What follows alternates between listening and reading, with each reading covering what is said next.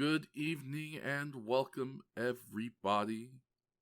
It's another episode number 29 of Longtime Watcher, First Time Rider. As always, I am your longtime watcher, King Fats the 95th, and as always, I'm joined by my wonderful first-time writers, Action Shakespeare. Hello. B-Drops. Hello. And the Magical Whale Gopher. Hello. What's going on, everybody? Hope you've been having a good week. I hope everyone here at the podcast had a good week. I can't really speak for anyone, but I hope everyone's been doing good. We're No. Okay. No? Oh, cool. No? Awesome. Apparently not. Great energy no. to start the podcast with. Well, I hope by the time this airs, you have had a better week. Yeah. Oh boy, let's hope. We got some dope episodes of Kamen Rider to talk to you about. Those are Kamen Rider episodes 62 and 63 of the original Kamen Rider Ichigo series. But before we can talk about that, we gotta talk about our favorite thing, the death count with B-Drops. Thank you, King Fats. I love dead people. Anyway. Love to let the bodies hit the floor. For real? Boom, boom, boom. So it seems we're still in a bit of a recession here. For episode 60 particularly, we once again had those rare times when Shocker has achieved more kills than our Kamen Rider has for the episode.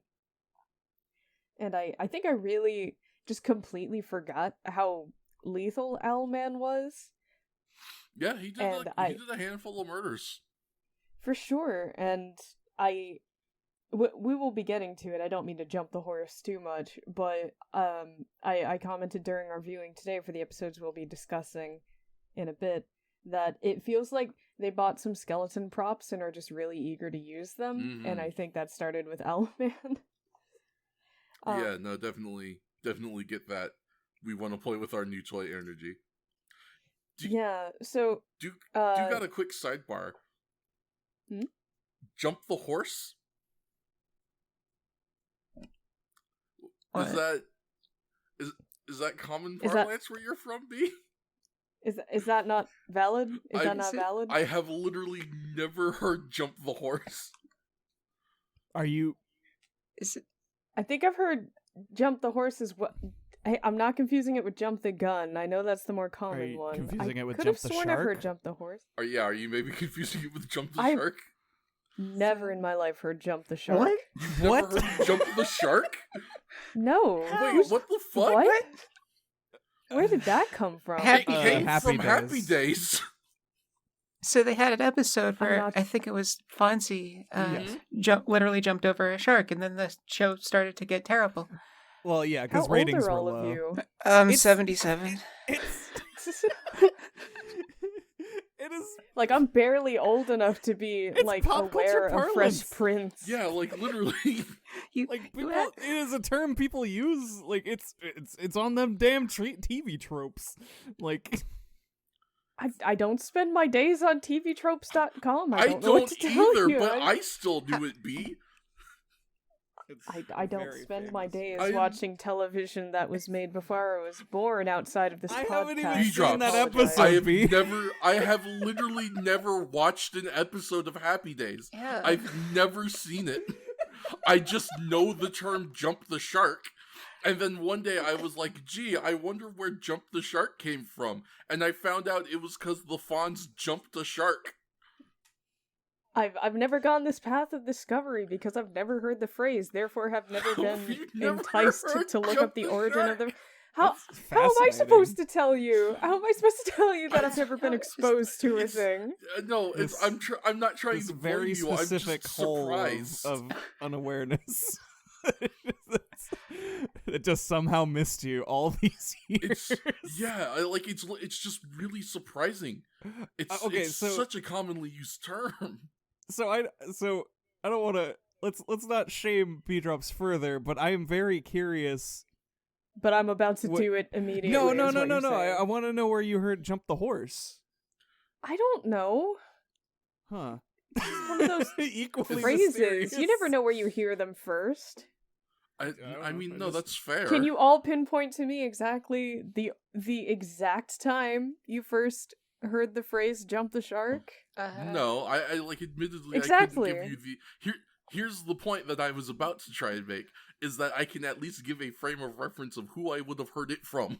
Yeah. I can at least be like, I probably heard my parents say it. Yeah, because who else would you hear it from as a child? Like, who else do you talk to? I know. I'm just saying. You know, you couldn't even give us that beat for "jump the horse." Is it? So you're saying it's not the same meaning as "jump the gun"? It is the same meaning. Oh, okay. Wait. I'm sorry. I don't know where that part of the confusion came from. Did I say something else strange? Well, now we're confused because you just didn't use "jump the gun." It didn't come to mind first. I don't know. I don't know anything anymore. The reason why I ask is because I must have got confused, and I think we've all gotten a bit confused. And when I Googled "jump the horse" meaning, I instantly get "jump the gun." So I'm just like, is that a local thing? No, I've never heard anyone say "jump the horse." Incredibly local thing. Maybe, yeah. You're just in the wrong part of Texas, I guess. Yeah. Apparently. In the wrong part of my brain. Hey. See, I was a death count. I went to a high school with an agriculture program. I guess my confusion was also because you clarified that you weren't mistaking it with "jump the gun." Yeah. I don't know. My brain just went, what? Huh? What are we talking about now? What are we jumping? Boy, howdy. Sorry words. Jumping off a cliff. Goodbye. Sorry. I guess we all jumped the horse. I shouldn't have said that. It's been a we all jumped the horse on that one.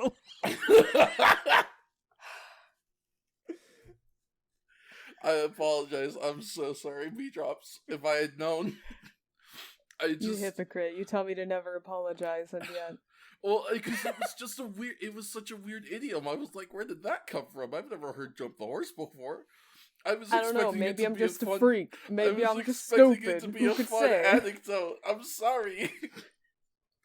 I thought you were going to tell me a fun story about your weird Weemaw and her strange idioms. Not be like, I've never heard of Happy Days. My Meemaw? I don't My fucking Meemaw? know. Everybody got Meemaw. Don't fucking yell at me. I do not have a Meemaw. Oh my. We'll find your Meemaw. Don't worry, B. She's out there somewhere. She's not missing. Holding on to some Werther's Originals. I'd like to go on record that we're recording earlier than we usually do, like the past few episodes. Mm-hmm. For what it's worth. That's why they have the energy to throw me under the bus like this. I'm so sorry. It's fine. I'm gonna throw myself Right under here. plenty of buses. How dare we? Right here, in front of the kill count. Yeah. God, my grandmother resides in New England. I don't have no Meemaw, okay? Grandmama. Yeah, grandmother. Don't make fun of my grandma. I'm sorry, B's grandma. I'll kill you. I'm sorry, B's grandma. Oh God. The knives are out. Holy shit. Okay, I apologize. How about that We death have count? to talk about people who have already dead and not who we intend to kill. I'm so sorry, everybody. Yeah. Add me to the kill count eventually. Yeah, Oh, same. please. It's a matter of time. Can't wait until B rips my organs out of my stomach. Well, if that's your preference, I'll jot you in. Please and thank you. Well, for the sake of brevity, I'll just get right to it. Our Kamen Rider has only gotten the Kaijin of the Week kill per episode, unfortunately, so that's 1 per 2 total. Owlman himself racked up 4 total on-screen kills. Dang. Which is pretty cool. Yeah, and we got our 1 shocker kill in episode 61 with that pilot that got shut down by the submarine. Oh yeah. Yeah, that guy got shut down by the toy submarine playset. Yeah. Yeah, it was brutal. But in any case, that gives us 2 total Kamen Rider kills, bringing Takeshi up to 133 out of 425 total kills for Team Kamen Rider. The 5 additional kills that Chakra's gotten these 2 episodes brings them up to 161 kills. Jeez. And that brings us to 7 total kills per episode, or for episodes 60 and 61. And we are now at a total of 620 kills as of Kamen Rider episode 61. Still kind of hitting that 10 average. Yeah. Of course, we were talking all that good shit about we'll definitely hit 700 by episode 70, and now I have to wonder. Yeah, especially after the 2 we just watched. This was... I don't know, maybe... It was a game of inches. Yeah. Not to jump the horse. It's fine. Maybe Hongo will go hog wild next episodes. Yeah. Maybe he'll just go fucking nuts. I mean, that seems to be pretty common these days, though I do feel like the Shocker Kaijin are getting more deadly recently. Yeah, for sure. Because they bought those skeletons. Yeah, we bought Yeah. more Home Depot skeletons, and we're gonna keep using them. Love that Party City aesthetic. Anyway, let's get right on into it with Kamen Rider episode 62, The Monster Harinazara's Murder Skull Plan. It is, as I said, the 62nd episode of the original Kamen Rider Ichigo series. Originally aired June 3rd, 1972. Oh. There's a little bit of trivia here about something that we see early on enough in the episode that I'd be willing to spoil it. If people would like to know. It regards the mystery boys that we are Would love to introduced to. Oh. Yeah. So, the Kamen Rider Wiki, while not having any kind of a plot or synopsis or even cast listed, does at least have this blurb, where it says, The Monster Harinazara's Murder Skull Plan is the 62nd episode of the original Kamen Rider series. Correct. It introduces Goro's friends Naoki and Mitsuru, to whom he introduces to his quote-unquote club. It says, when you may meet Kamen Rider. I assume that is supposed to be where you may meet Kamen Rider. Sowing the seeds for what would become the Boys Kamen Rider Squad. So apparently this is going to be a thing. I mean, it certainly seems to be I see. shaping up. Yeah. Yeah. Huh. Reading a little bit about the boys, the Kamen Rider Kid Corps is what the Boys Kamen Rider Squad redirects to. Simply known as the Rider Squad, also known as the Kamen Rider Scouts. First seen late in the original series, they are young boys who assist Kamen Riders 1, 2, and V3, though they are primarily associated with V3. They have members throughout Japan. They wear medallions and hats which are shaped like the helmets of the Double Riders in the original series, and later those of Kamen Rider V3 in that series. Those hats are real cute. The medallions contain radios which allow them to report suspicious activity to Kamen Rider headquarters. Yeah, they're extremely prevalent in V3. Like, it's difficult to think of too many episodes that don't involve them.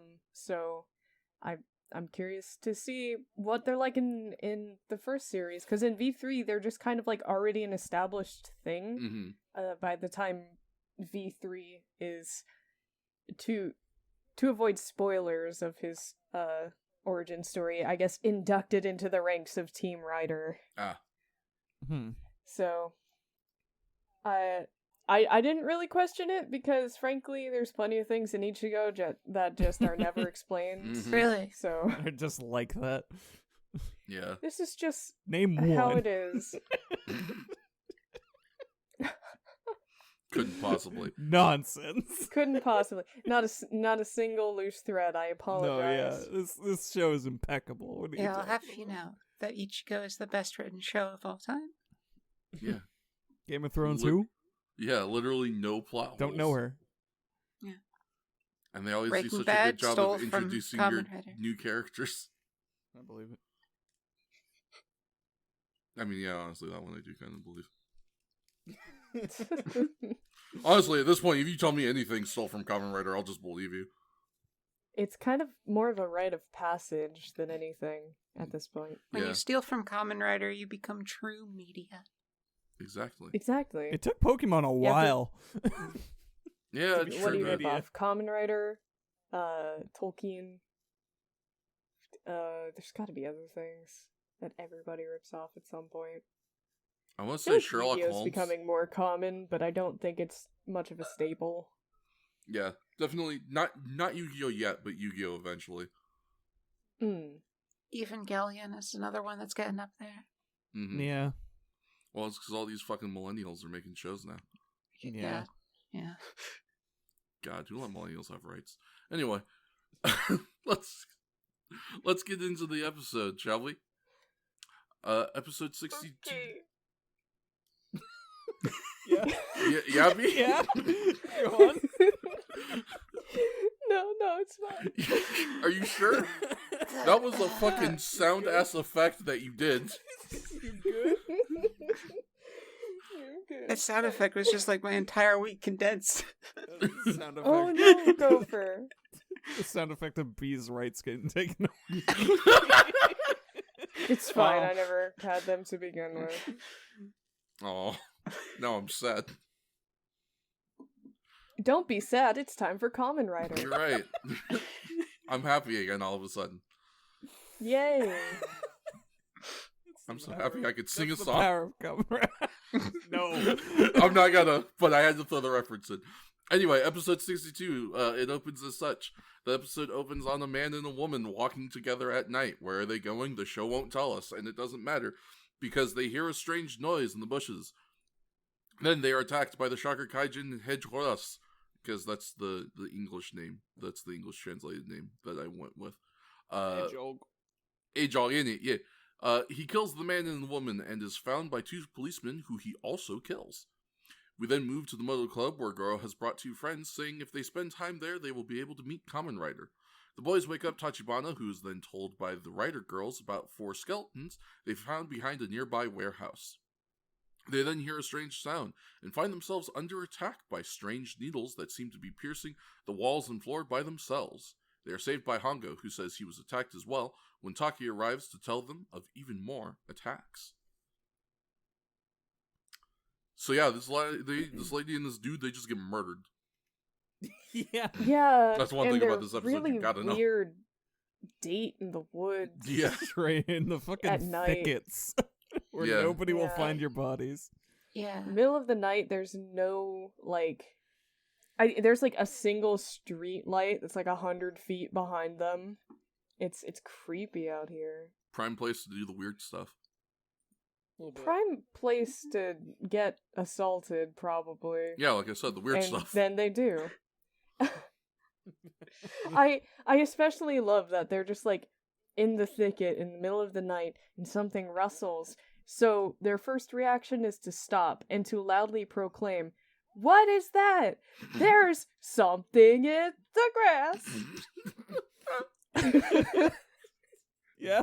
Today the role of Japanese man will be played by John Wayne. Oh, Pilgrim. Not again. There's something there in them bushes, Pilgrim. Oh, yes, I'm some not- kind of junk. I'm not qualified for Kangaskhan, Khan, but I'm closer than he is. Yeah, that's fair. Now you So, get yeah. to steal his role. You get to be John Finally. Wayne. Yeah. Can't wait to watch B-Drop saddle up and head into the saloon. I have not ridden a horse in a very long time. You've ridden a horse ever? Yeah, what? Yeah. Damn! I'm sorry. Shut down in the streets like a dog. I'm so sorry. Don't apologize to me. I'm the one holding your funeral, B. As you get gunned down by lawless action Shakespeare. She has killed before and she'll kill again. Just like Can't Hari kill me, Nazaros. she's too short. Oh shit! Hey, wait. Height requirement murder. I'm standing on a horse. You can't reach yeah. me. No. I like the image of B not just sitting on a horse, but actually standing. Yeah, just full on. Fucking full Master Asia on Twin Psyche. Just standing on the horse. You're too sure. Go get a fucking booster seat, you infant. Oh, man. Get a We're step being stool, so maybe you'll mean reach. tonight. What is this I energy? think I don't there's know. a bit of a, there's just something in the air. Yeah, Yeah. exactly. It's magic. Speaking Sure. of dangerous animals. Let's talk about the elephant in the room for the people who are part of the podcast. Because Zach, you couldn't if find a picture. Yep, it has finally happened, ladies and gentlemen. I could not. Oh, yeah. There are too many other hedgehog-related Kamen Rider things that I tried like 4 different search terms, and I could find nothing of this dude. So there's just not a picture of him. I hope someone has like the episode pulled up or something, because Found a picture of him. Did you really? Yes, it's not a good picture. Immediate. Wow. Did you find it or did you take it? No, that's That's a one of them found picture. photos. Yeah. Yeah, true. Boy, he blends in the Found rocks footage. a little. He sure does. Yeah. That's I unfortunate. I guess you have a better SEO than me or something. I don't know, but I like literally I tried like 4 different search terms, and like everything I got was for other Kamen Riders. Just Here's another one that's a absolutely lot was- worse. Yeah, damn, you're right. Ooh, That sure is way yes. worse. like- Thank you. Thank Thanks you, I for guess is what I yours. say. Thank you for this shit. Yeah, thank you for this shitty ass picture you gave me. Thank you. I do appreciate it. That being I'm said, hunting one down while we if you want to keep But going, yes, we I'll should get you something. yeah, please Talk and about thank you. the man, Yeah. the myth, the legend. Talk about this fucking hedgehog. There you go. That's a good picture. Okay, so my note for his first kill in this scene is nothing personnel, kid, because he does have a very similar palette to Shadow. Yes, he does. A little. I know that's not a Shadow line, but you know, it's just it's in that brain web of Hedgehog, Sonic. Oh no. Cold Steel the Hedgehog. What the fuck is this? This is the hedgehog. You have to cut this or link this. People can't see it. So what I have linked in the chat is what I think of the hedgehog. This Okay. is your honest to god opinion of the man? This is my honest God opinion of the man, and that is if you Google Ice Rat in Dark Souls 2. It is Well, it is, you know- it is You know just what? that thing. It's not far. You Yeah, just change up honestly- the proportions a bit, and that's really Yeah, it's And change Yeah, the not- color not palette from like inaccurate. black and blue to black and red, and yeah, honestly, yeah, you get there.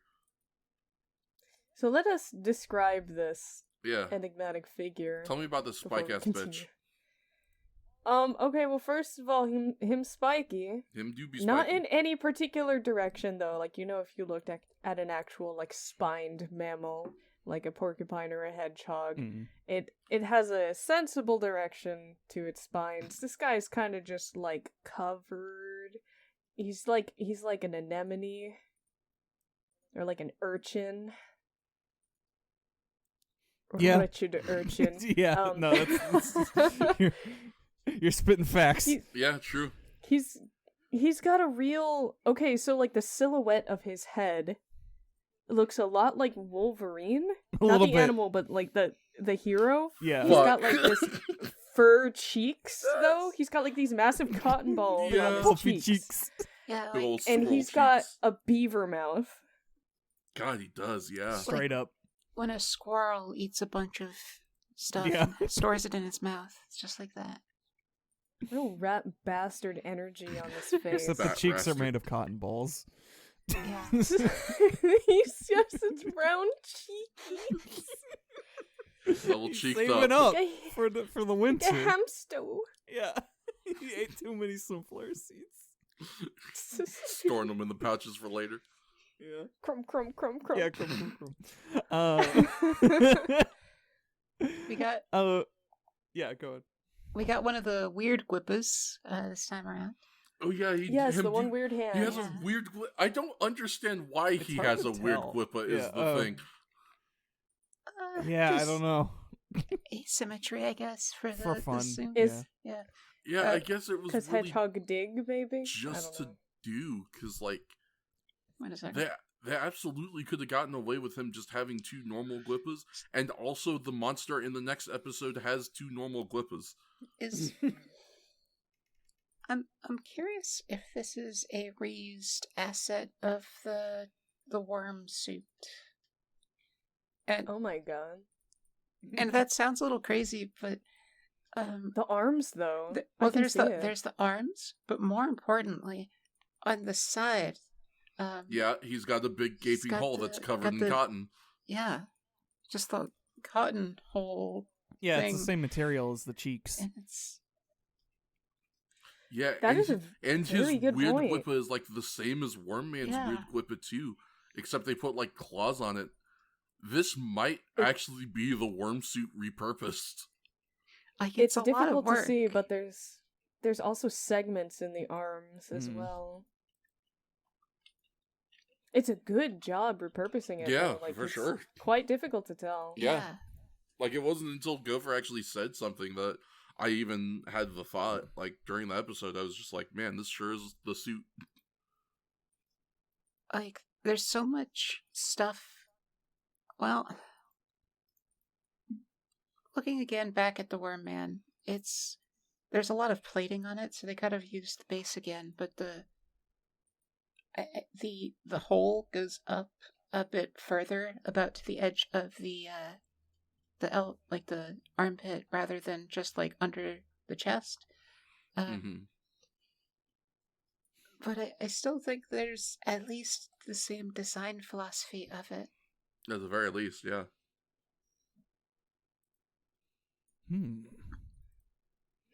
Just a game theory. Yeah.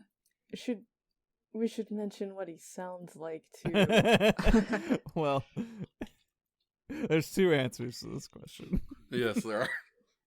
I'm There's extremely curious. There's the one me and Fats will get, and then there's the one for everyone else. Which I me, guess Fats, let's- and P.O. P.O. Yeah. would Fucking love it. Shout outs to @Public Shout out Opinion to RP Public on Opinion. Twitter. Yeah, who does so many drawing interpretations of these monsters. It's Oh. been a little bit. Oh, that might be a commission. I just had the This guy- thought. In this the guy ring gear. as Yes, exactly, with a wig and everything. We should probably elaborate on that after we actually describe what we're talking about. Yes, so go ahead and for all of the normal people who don't have brain rot like us three, go ahead and tell us what this thing sounds like, Shakes. Oh, me?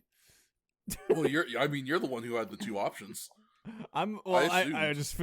I just figured the people without brain rot should probably describe it. Well, Yeah, I guess that's fair. I have it written down what he sounds like, or at least this is what I thought he sounded like to me. Please tell us how you spelt it. Yeah, I'm interested actually, yeah. So I'll spell it for you, and then I'll do a noise demonstration of it. A H G H G H H A H H G H G H H A H G H A H A. And how would that be pronounced? Can you use that in a sentence, please? Yes. I'm gonna lower my mic sensitivity just a little bit so I don't blow it out. Smart. Yeah. No, that's something like that. Something like that. For us brain rot gamers, when this was literally my first note of the episode was the noise this thing makes which I did in fact spell as I-A-I-A, I-A-I-A-I-A-I-A. Yeah. I. The magical hedgehog. Yeah, the magical hedgehog. This is we're laughing about it because it sounds like Tokyo Joshi wrestlers Yuka Sakazaki's entrance theme, or the opening bit of her entrance theme. The best part of it, honestly. So I would like to request our editor words to maybe splice this in slightly. I'm going to link this this version. It is just the part that's relevant. So it's okay if you just put a little of that in as we describe it. Yeah. That's so fucking good. This is the hedgehog's noise. Yeah, it's just the noise that he makes. Except, I guess, it sounds like a dude doing it and not a girl who could pass herself off as a magical girl. And maybe with a little more phlegm, because I will give credit to Go for his description. Yeah, There's really. a little bit of a 6 packs a day sort of voice. Yeah, really. Chain smoker doing the Yuka Sakazaki thing.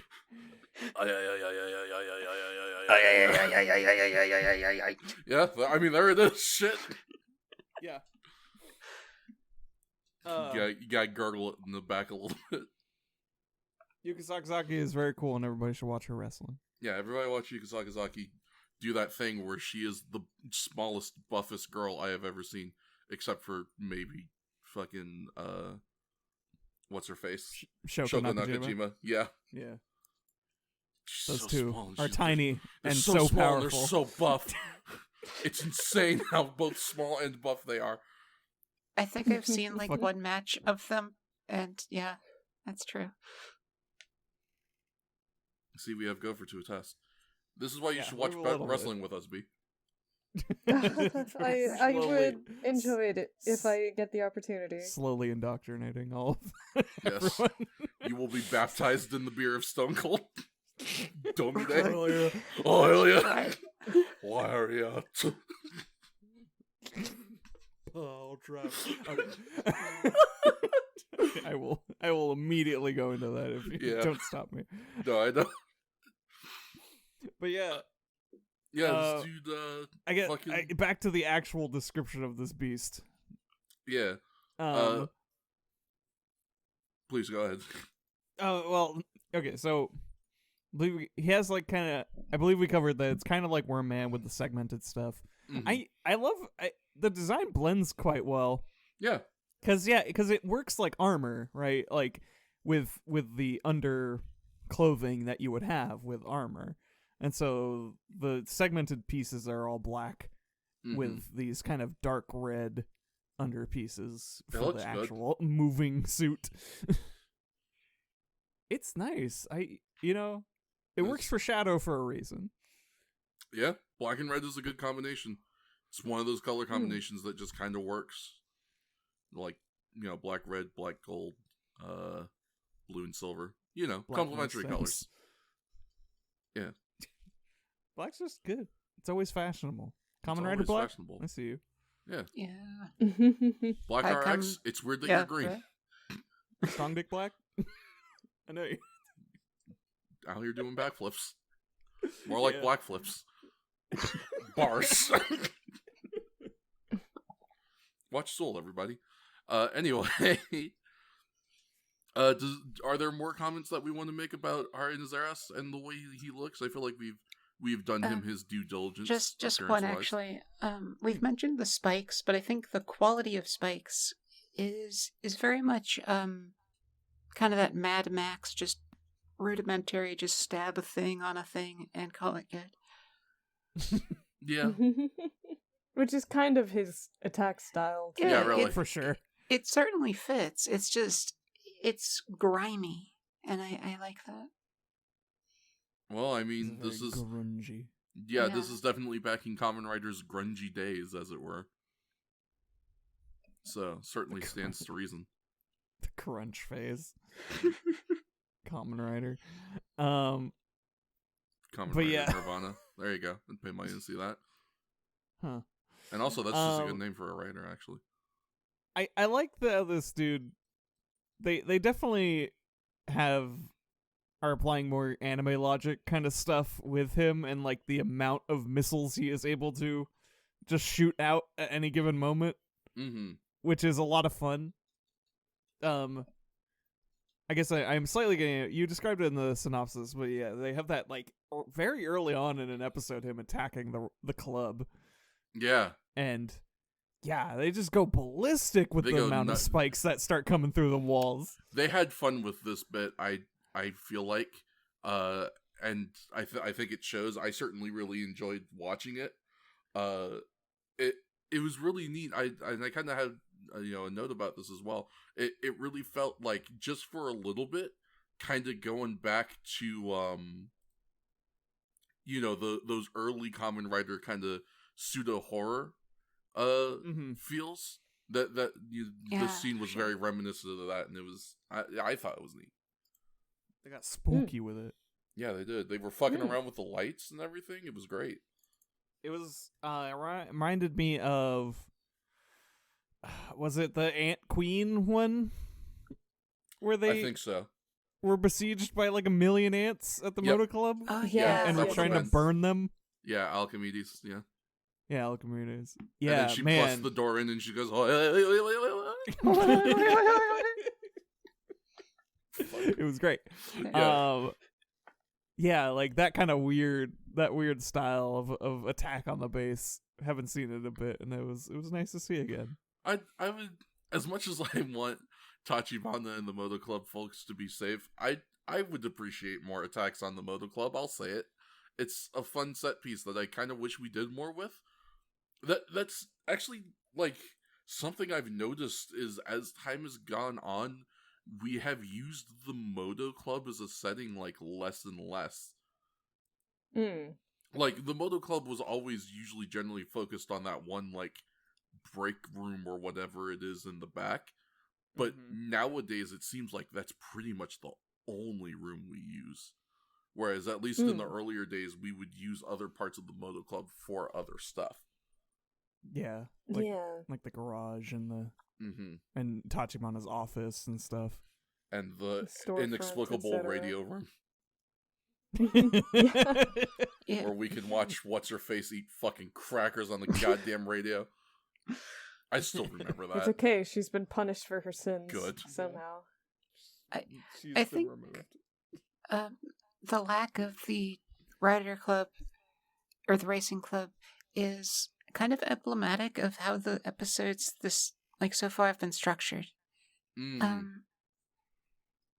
Like, you used to have, like, monster kills someone, cut to the Rider Club, they learn about it, track down the monster, fight the monster escapes, kind of episode progression up to the break.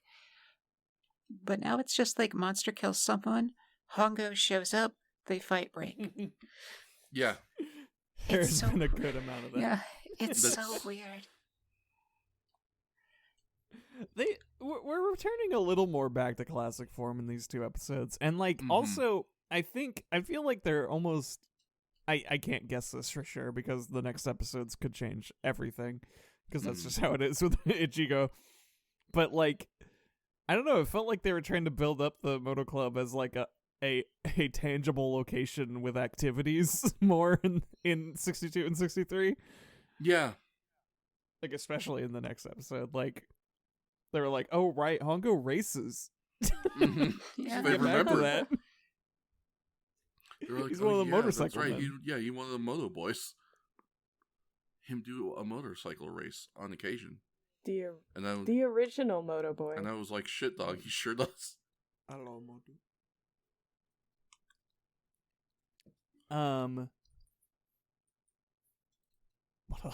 Sorry. I was gonna get back to it, and I something. heard you and I was like, all right, what Shake's got for me? I thought I was gonna get back to it too, and then I realized we're at the end of what you already covered. So yeah, let's keep going. All right, well, yeah, back into it then. Wait, girls look cute. Girls do be looking cute, unfortunately. Or I guess not, unfortunately. I don't want to give these bitches credit anymore. I'll let them I'm have sick what of they them. get. I'm Let just them so have tired. what they can get, okay? I'm just so tired. I'm exhausted, Shakes. Don't get attached, that's all. Yeah, but they do be looking cute. I don't know. I'm not gonna lie, I'm always a sucker for a goofy but kind of cute fit. So I was definitely more so feeling the outfits in the second episode than this one, when all of our girls were in their Speed Racer fits, wearing our big hats. That's fair. Man, yeah, this one was just got Dogleash killing the game. Dogleash killing the got game. the cutest. Granted, there's also around this time the arrival of Cutie Honey. Yes, that's yeah. next This episode. was just kind of the era, huh? Yeah. Mm. Gosh, yeah. God, I can't remember. They do mention her name. Sunny. She really. Sunny. Oh, that's... Yeah, she really is just in the full like racing suit, yellow with a black stripe and. Mm-hmm. I mean Yeah, that's the whole next nine. episode. Yeah, that's. Oh, I'm sorry. I'm losing my mind. What is happening today? But yes, I Jump agree. the horse. I'm thinking about cute fits. It is, yeah. No, we fits. get And cute I'm fits losing my per mind. ep. Yeah. Also, wow, Cutie Cute Honey fits was per still a year later, huh? Did Really? my brain confuse her with the lady that died at the beginning of this episode, who was Maybe. also in a cute yellow outfit? Might have as been. well. Yeah. She also had a silly death noise. She died like off screen, and she was like, "Yeah." Yeah, she had the. We got another kind of bad acting Kya, but like in a different flavor. Like she was still like yelling. She was still trying to do it as a Yes. scream, but it was just kind of like, I don't know what was wrong with it. It just felt off. It's more like she was surprised or something than being murdered. Yeah, that doesn't help. She got poked by one of the key grips. It was, yeah, it was like she was just saying the words Kya loudly, and not screaming. Yeah. Was all she was like, Kya. Stop it. Yeah. Yeah. No. A nod. Like she did have some really good like, whoa, I'm scared faces at the beginning though. Yeah, facial expressions. As that dude gets turned into a skeleton. Yeah. Did we talk about the fact that they had 2 skeletons this episode? Oh shit, we didn't.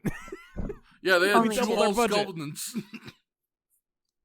Yeah, we were able to afford exactly 1 more skeleton, but not the 4 requisite for the number of murders we decided to do at the begining of the episode. You'll just have to imagine it. Yeah, but there That was shot So was the other cool. two. yeah. Yes. I did like the shot of the 2 cops like laying on top of each other with the smoke coming out of them. That was good. Even their entrance, I like. We talk about an off-screen death, but it was like it was framed in a fun way because he lunges at her as she goes off screen, and it just sort of lingers there as cops arrive and be like, "Whoa, what the fuck?" Just from the background of the shot. Doing more horror movie shit. You'll love to see it. It was pretty solid. Do more horror movie We shit. kind of took this first section backwards. in our, Shit in our dog, we initial sure did. discussion. But you know, that's why these synopses are here, is so we can do stuff like that. It's true. Speaking of the synopsis, the group suspects that Shocker is behind the attacks. Back at the Shocker base, Ambassador Hell declares the test of Hedge Horus a success and is told that the virus is being delivered to make Hedge Horus even more deadly. But the plane goes down on a nearby beach before reaching its destination. Shocker goes to collect the virus when they are tracked by Hongo and Taki, whom they shake off with a smokescreen. Meanwhile, on the beach, a young boy finds the box that holds the Shocker virus and hides it in an abandoned boat. Meanwhile, Shocker rounds up the villagers and tries to get them to tell them where the virus is. A man attempts to escape and is killed by Hedge Horus. I'll leave it at that for now. And that'll...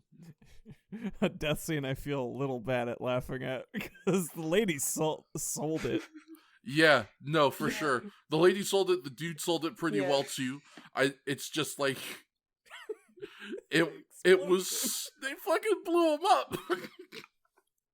I'm just None of the other ones exploded. No. It's like they forgot the skeleton, but they remembered the explosives, I guess. They had what they worked with what they had on hand. God, yeah. It's just so sudden, and sudden explosions, I feel like, are just a guaranteed way to get a laugh out of me these days. I mean, the Muppets have been working fair. with that comedy formula for years. If you just blow something up unexpectedly, you'll get a laugh out of people. Yeah, it was a solid shot too. They got that. Yeah, they got it static. It was real good. It's it's like in hindsight, I can say a lot of positive things about it, but at the time, it was just kind of funny because I didn't expect it to blow up. I was just in the mood for violence. It's like that video that Shakes posted to the Twitter from last episode of Talkie on the bike. It's like the exact same energy. It's so good. Like, dude is just running and yeah. Oh, there you go. That's funny right there. Rest in peace, that guy. And then you're sucked back into me like, oh right, Amanda's died, and they're all very sad. They're very distraught about that. Like, this lady has to be held back from her agony and despair. Yeah, it's good stuff all around. I'm distracted now. I'm thinking about that explosion. Yeah. Just think about that woman's horrible, despair-ridden cries. Yeah. Thank you for doing sadness very well, ma'am. Did fantastically. Also, shoutouts to this kid. Fucking little secret agent child man. With the jeans. Yeah. Yeah. Also, boots with the jeans. Yeah, boots with the jeans. The first child that we've ever seen wear jeans.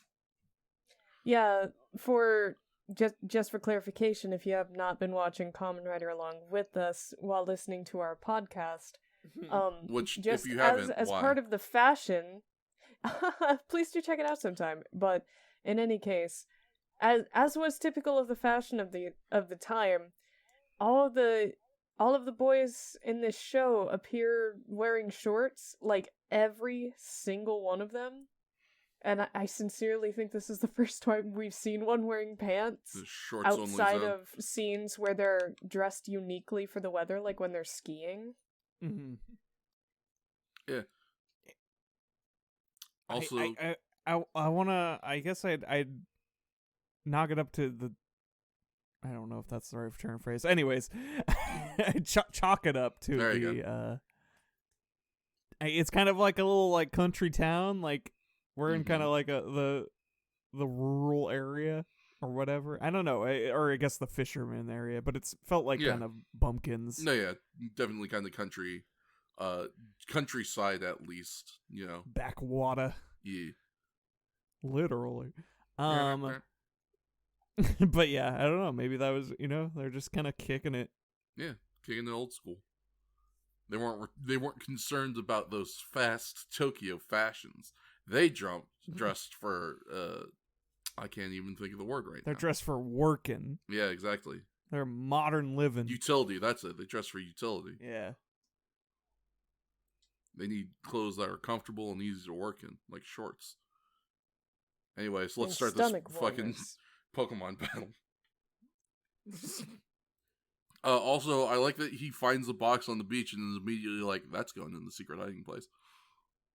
I mean, as a child, big same. Yeah, no, like incredibly the same energy though. And also, I like that the secret hiding place is just an abandoned boat that's just on the beach. And also that he strongmans this box up onto this boat by himself. Yeah, strong kid. Timony strength kid. Real powerhouse. We're really hoping people sold it as a much heavier box, and this kid would just be canon buff. Yeah. Our little Timony. Yeah. No. This kid's jacked. Fucking shredded. Oh.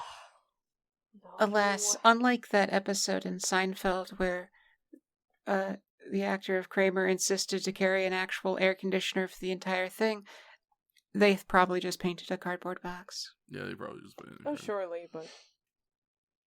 But the point is, we got a box and we're hiding in the boat, and that's neat. Or at least I think it's neat, damn it. I think that's neat. I think having a secret base being an abandoned, wrecked boat on the That's beach fucking is cool so as shit. cool. That's literally the coolest thing I've ever heard of. It's so dope. Yeah, I wish I had that as a kid. Yeah. Because I would have been Right? living a super happy life. You've been living a pirate's life. Like, Yeah. I never used it as a hideout, but I got the same sort of energy of seclusion as, like, there's a local beach that I used to go to as a kid, and if you go far enough, like a 15-20 minute walk, it kind of starts to just become more rocks, and I got, like, the same energy, and I'm like, that's good. Good kid energy. Nice. Love it. Yeah. Love a nice little secluded area for kids. But also... Speaking of nice little secluded areas, sure have people hiding in boats rather frequently this episode. Yeah, really. Mm-hmm. Yeah. I love it. We're jumping around a bit, so I just really quick want to say I would be remiss if I didn't mention, right after they get smoke screened, Hongo and Taki have to, they get off their bikes as they have to, park them so they can see. And so, of course, they've got to continue following Shaka to figure out what they're doing. So they got to hop back on the bikes. And I really wanted to make sure that I mentioned Taki fucking Commander Will Rikering his ass onto that bike. Just taking a big stepping. Flexing the flexibility or something. I don't know really. what he was trying to do Busting there. it Trying to wide get Hongo's open. attention. Yeah. What? It almost felt like he was trying to get Takeshi's attention the whole episode. Honestly, come to with think his of it. fucking raspberry cheesecake ass fit, I wouldn't be surprised.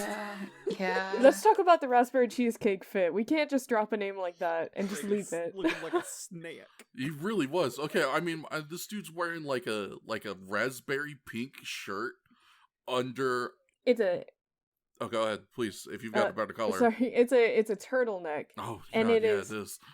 It's kind of got a pinker tone, but from a distance, it's very different. It's very difficult to distinguish from his skin tone. Yeah, with the right kind of lighting, it definitely looks flesh tone, ladies. And that is given his history, we have seen Taki go titties out. So like it took us a second. I was like, huh? All right. Well, see, All no, right, girl, get it. I think I was probably the only one who wasn't cut off guard, just because I made a mental note about the cream fit when he first showed up at the moto club. I was like, damn, on God, Taki in public like that? All right. Man out here with the fucking vanilla cream jacket and the fucking beige cream pants. Yeah. Absolutely looking like a Sincerely, cheesecake. the jacket is zipped halfway down, so it Mhm. really does look like he's just... Deep V in it. Yep. Taki fucking showing out. Giving him the old razzle dazzle. Yeah, really. You can tell he's starting to feel the absence of old Hayato. Trying to get himself the company of a man on these cold, lonely Japanese nights. Speaking of other attempts during these scenes, after the kid has secured the box and they do meet the kid for the first time, Taki does a very intentional lean on the boat. He sure does. Like, Hongo, kind of leans against the boat while he's talking to Taki. Taki walks all the way around him and just, like, props himself up upon the boat. Like he's sidling up to the bar. Yeah, really. Buy you a drink. What's up? Truly, there's no heterosexual explanation for this. But there is a heterosexual explanation for this old dude in this boat. Is there? He just Pretty goes, sure. Yeah, he really Slides he up fucking like- Undertaker's it, yeah. How y'all doing? Yeah, I know what box you're talking Yeah, about. I found it and it creeped me out, so I hid it out in my woodshed. People hiding in boats, this guy. Yeah. So it's time to go to the woodshed. Definitely nothing weird or dangerous about the woodshed, right? their horrible, rotting, decrepit-looking woodshed. Please go in. Their woodshed that they definitely only included in the episode because whoever owned it was like, yeah, you can set it on fire, I don't give a shit. And yeah, we blow this thing the fuck up. Yeah, set it on fire we do. I don't think I had actually gotten to this point of the so let's get into it. Yeah, I hadn't actually gotten to this point yet, so let's get into it. So yes, as we mentioned, meanwhile, Hongo runs into the boy who found the virus, but the boy tells him he doesn't know anything. Then a fisherman tells Hongo and Taki he's found what they're looking for, but the fisherman is actually Hedge Horus, who traps them in a wood shed. Taki and Hongo break out and face off against Shocker, but Shocker forces them to stand down by taking a group of children hostage. Shocker take Hongo and Taki to a nearby sea cliff to be executed, so the two jump off.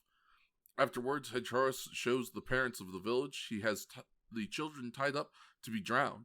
The young boy reveals he knows where the virus is, and he will tell Shocker if they let everyone go. He takes them to the case, but Shocker now sees that the children have been rescued. Hongo emerges and fights off Shocker, defeating Hedge Horus with a Rider lightning kick. Taki shows that he has rescued the villagers, and he and Hongo ride off. That's already... Oh my god, that's already the end of the episode. Yeah, right? Yeah. As most of the episode. I mean, most of this episode was fight scene. Yeah, I guess so. I just wanna say, alright, Kamen Rider. We all know him. We all love him. Yeah, he's pretty common. Here's what's a quality of Kamen Rider, like of his ability set that we all can understand. What's the first ability that he has that you think of? Jump good. Jump. Okay. Not what I was looking for, but tangentially related. Murder. He's very strong. Kamen Rider very strong, okay. right? Kamen Rider do strong, yeah. Very strong. Can't even comfort a child. Too strong. Oh shit! I understand what you're getting at now. Kamen Rider is famously strong. He breaks chains and shit. He can't comfort children without breaking them, and he can't get out of a woodshed. Oh, never mind. I suddenly don't know where you're going. I don't know why Hongo can't get out of a wood shack. Well, Hongo can get out of wood shack. He just has to blow it up. I guess it's true. I guess he did that, didn't he? Yeah, because he was like, even Taki says in the episode, he's like, this woodshed can't hold the two of us, and then he goes to try and punch a wall, and he almost gets stabbed. And Hedgehog is like, hey, remember the shit I do with needles what explode? And Hongo was like, hey, remember that thing I do where I doesn't afraid of anything? And he fucking Hannibal busting through his way out of the goddamn woodshed. And we blow it the fuck up. I'm just saying, it shouldn't have taken all that. Yeah, that's fair. He was shaking the door like, oh, let me out. I gotta sell that this door is so fucking locked. It's so locked. I don't know if that woodshed could hold me, is the thing. Yeah, I'm pretty sure you could rotting wood. I'm pretty sure you could literally blow that woodshed down. Like and the big that's metal. me. Yeah, I'm pretty sure a determined toddler could break out of that woodshed. Oh, I'm just imagining it's incredibly determined toddler just breaking apart a wall. It's delightful. They're flailing. It's very good. Yeah, we got Hongo do be busting through. And that's our commercial break. Sure fucking is. The shack just fucking explodes. Da, da, da. I'm not gonna lie, when you mentioned Hongo strong and cannot comfort a child, I thought you were going to talk about how the first thing he does when he sees this kid is like grab him by the hips. Yeah, that was weird. That was weird, and also dude. them shit should be destroyed. Fucking annihilated this kid's whole downstairs situation. Fucker shouldn't be able to move. Yeah, just crunch him like a soda can. Yeah, really. This poor child emptied like a tube of toothpaste. Yeah, really. Yeah. Rolled the fuck up. You're gonna roll him up. kid by the foot. I'm oh no. I'm having such vivid imagery of that. Oh goodness. it's not pleasant. It's bad actually, is the thing.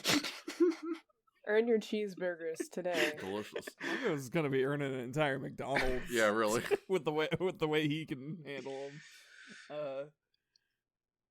I'm a little. I will say, rest in peace, Hongo's pathos, because we sure reference it a lot for a thing that hasn't appeared since that episode.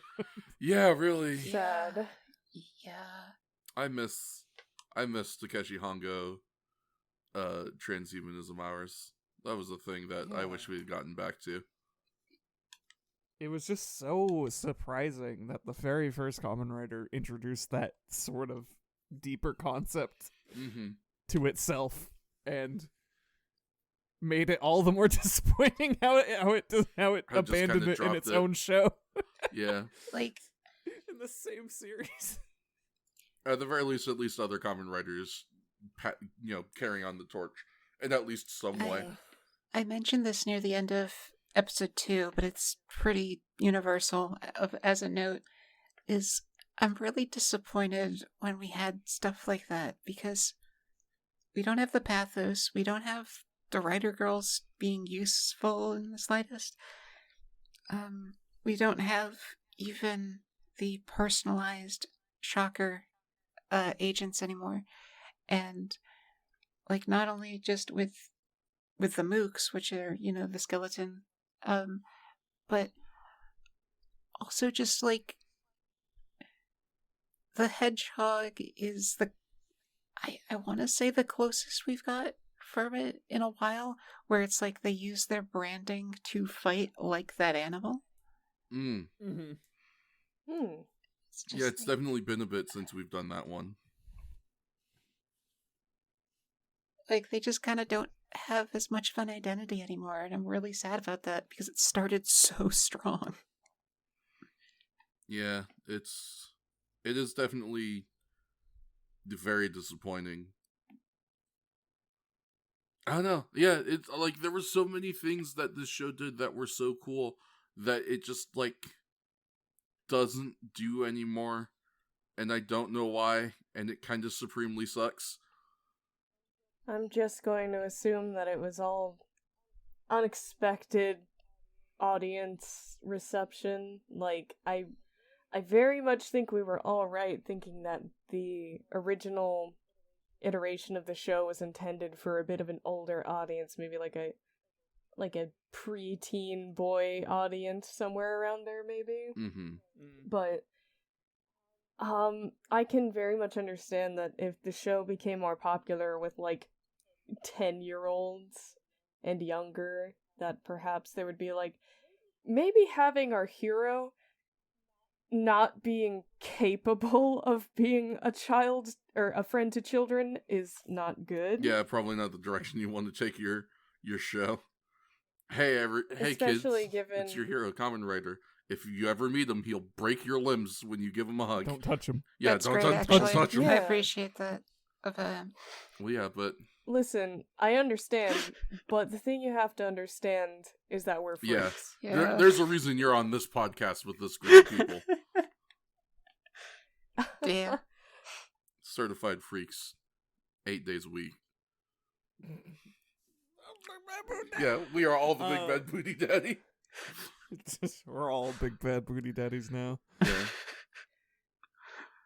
I don't know if I'm any of those adjectives.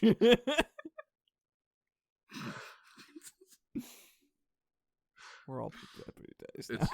It's you may have thought that at one point you were not. Yeah.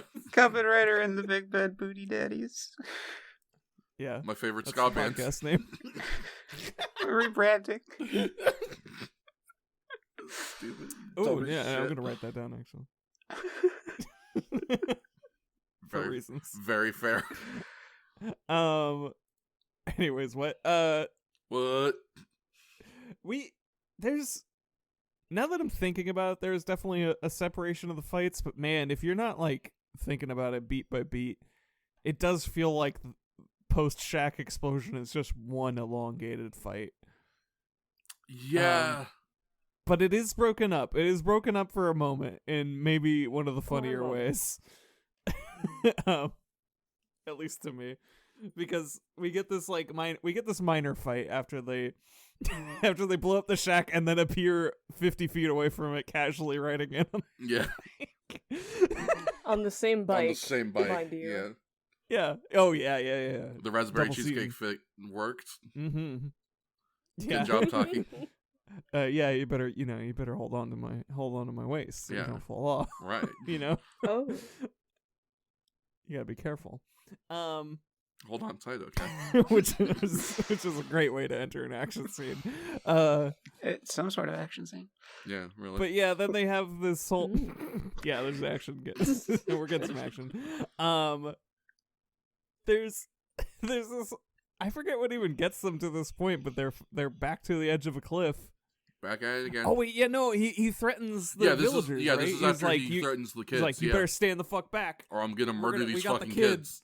Yeah. And then they kick them off a cliff, and we get a double mannequin drop. Yep. Yes. Of Taki and Kamen Rider. They look like they're holding hands for a good amount of it. They're absolutely joined at the hands. They're holding hands. They're 100% holding tied hands. Them together. There is no universe where those mannequins are not joined at the hands. I know it's for the purposes of making them easier to retrieve, but it's just so funny. They're in love.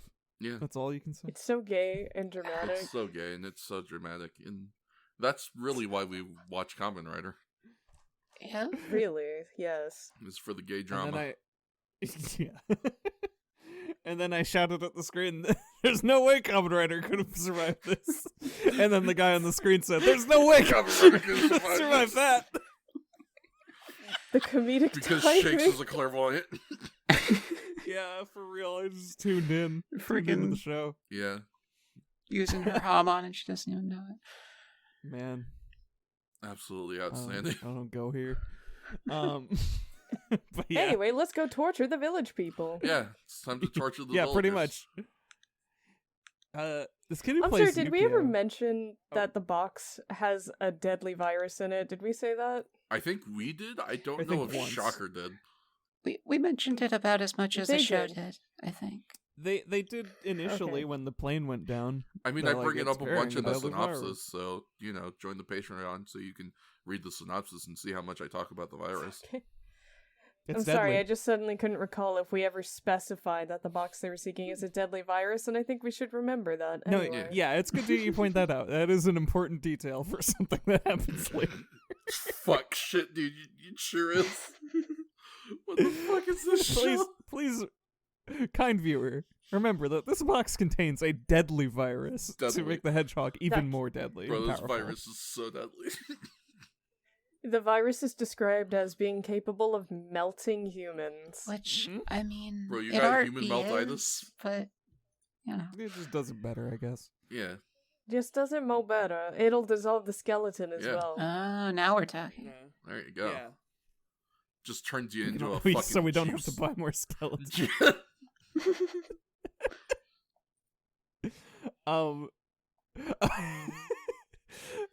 So yeah, we gotta torture the villagers, and then they're like, "Oh, don't even think of doing anything because we got the kids over here, and it's gonna be high tide, and they're all gonna drown."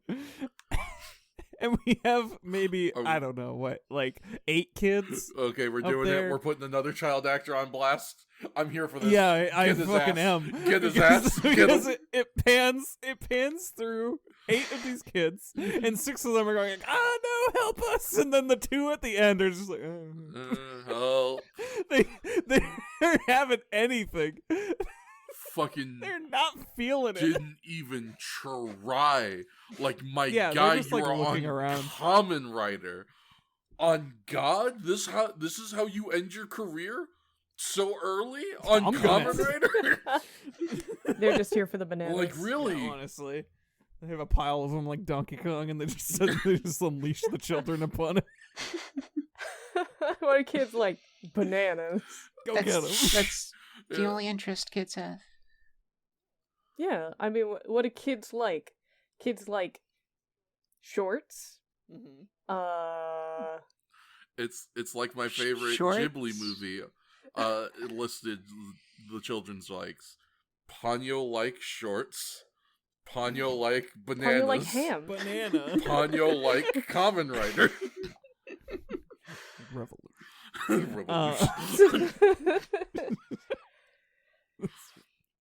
Truly one of my favorite It's parts. so fucking good. It's the faces that make it. It's the like It's going absolutely just fucking ballistic for the ham. Fish eyes. Bulging. Yeah. Ponyo is really good. Everyone go watch it. Everybody go watch Ponyo. It's got a very funny dub where a bunch of really good comedic actors phone it in, and then Liam Neeson's there. Yeah, And it's also great. Liam Neeson. I Liam forgot. Neeson, who is acting forgot. his ass off way harder Liam than anybody Neeson else is in the that dub. fucking dad of all of Yeah. the people in that. I mean, why Liam I mean, to be Neeson fair- and why him? To be fair, the Ghibli dubs are funded by that Disney money. I- So. Oh, yeah. I They get a bunch of big names who do not give a shit. don't give a fuck. The Spirited Away dub was alright, because I had that girl who played Lilo. Well, to be fair, wasn't the And she's Spirit of pretty the good. most Wind of also the- like pre-Disney? No, I think that's like when Ah. they started. Oh, speaking of the Spirited Away dub, they have Max too. Yes. That's great. Yeah, they got legit voice actors on Man, that. I can't believe Max Goof is gonna That's the one that makes me laugh. tell us. There's always a dub choice that makes me laugh in Ghibli movies, and that's the one for Spirited Away. He's always Maximilian Goof to me, but I can't deny that he's a really good voice actor. He's- Is the only thing. He's Tito from The Weekenders for me. See, my brain worm with him is I always know him as Max Goof asterisk. My best friend is gone because of you and your stupid racism. Because he's the white sidekick friend from Static Oh my god, Shock. he's also Yeah, Richie. Richie. I totally He's fucking forgot. Richie. And Oh so my every now God. and again, I'll just remember my best friend is gone. Man, Static It was Shock. a great such a good show. And also that line read is hysterical. It's so hard to watch though. I love Static Shock, but I have to squint through Yeah, half sure. of it. It's a little flashy. Well, I mean, with a character like Static Shock, you'd think. Is there too much else to even talk about this episode? We've blasted the kids who phoned it in. We're about to have another fight scene. I wanted to renew my Please. karma a little. Now that I blasted now that you've these annihilated kids, some I children. do want to say the kid who plays Yukio, Yes. solid. He's solid, especially for just a Yeah. bit character that only appears in one episode. They got Yes, a pretty homeboy good in the one. Corvette t-shirt. Child He's- with the jeans. He comes at the defense of the children and his village. And he's like, I can't keep silent anymore. You gotta, I'll tell you, just don't touch him. And he is mean mugging. Mean mugging, I hell love yeah. this kid. He is Looking so like- angry. He's just like, you Looking like motherfucker. Goro when he went heel. What was? Sorry, I looked at a note I have for the future, and I just suddenly remembered why. it's I there. love that. Love that experience. Hongo's entrance into the fight. My God, that's Kamen Rider's music. No. Wait, oh, well, yes, that too. But the Oh pre-transformation. yes, when him coming out of the boat. He's in the boat. Speaking of hiding in boats, it's a trend for whatever reason. They call him out. They're like, Takashi Hongo, get out of here. We know you're there. And he swooshes. He absolutely swooses out of the boat. You rang. Fuck. Once again, no heterosexual There explanation for this has stuff. not been a heterosexual explanation for a single one of Hongo's body movements since he came back as a permanent fixture on the show. It is insane how sassy he is now. It is like I don't know how to explain it, but like, it's especially his hips. If you look at that man's hips, he looks like Just he looks like fucking Shakira. Like, they will not stand still. He is throwing that ass with integrity, every moment. honesty. And it's extra obvious every time you watch him fucking transform. Holy shit. Just slanging them things. Fucking good lord. But yeah, as you alluded, I guess he just sort of jumps off screen transfer. There's no transformation sequences in this episode. Didn't have a budget for it. They make up for it later, but yeah, he just sort of disappears again, and then the actual track of the opening song, complete with that, sound effect right at the beginning. Really fucking sting and the music hit. By God, that's Kamen Rider's music. Yeah, Kamen Rider is in the building. Like straight up. Oh, he's about to hit the kid. Oh my God, what's he gonna do? Kamen Rider right, sliding into the ring. Yeah. Stunner, Stone Cold Stunner for the Kamen Rider. Over the Rider kick. Can't wait for Kamen Rider versus Vince McMahon at fucking SummerSlam. He'll absolutely do it. God, who wouldn't kill Vince McMahon at this point? There's a fucking waiting list. Mortality. Yeah, apparently. Yeah, actual time. It's not doing its job. Yo, dog, can you come collect this? Hurry up. It's done been past due. That is probably an awful way to talk about another person, but whatever. I don't think person. Yeah, that's fair. At this point, he's something else. Entirely different. He's more machine than man now. Kamen Rider Vince. Vince would be believable as Fashy Statue's key identity. Is all I'm saying. If he took off the mask and was like, "It's me, Hongo!" Oh, son of a bitch! It was me the whole time. I wouldn't be surprised for a second. Yeah, really. Fucking Vince. Yeah, he's probably old enough too. Not back then. Well, I don't know what 71. He would have been like a teenager. Yeah, I was gonna say he'd have been young. Okay, so in 71, like maybe a teenager. Unless he's way older than even I anticipated. No, I'm pretty sure. I'm pretty sure he wasn't that. We have a decent understanding of Vince McMahon's existence as a human. Anyways. And his career trajectory. I mean, there's not too much else to talk about this episode except for, I mean, I definitely want to highlight the finish to the fight. Absolutely.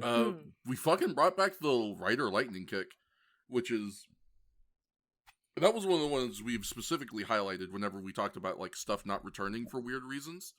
I know the Rider lightning kick is one that we have specifically highlighted as like he did it once and then never again. So very cool to see that the Rider lightning kick is back, and also that it's like got a new iteration. Because original Rider lightning kick was just kind of it was basically just a drop kick, right? He just like, I kick you but with both of my feet this time. How you like that one, asshole?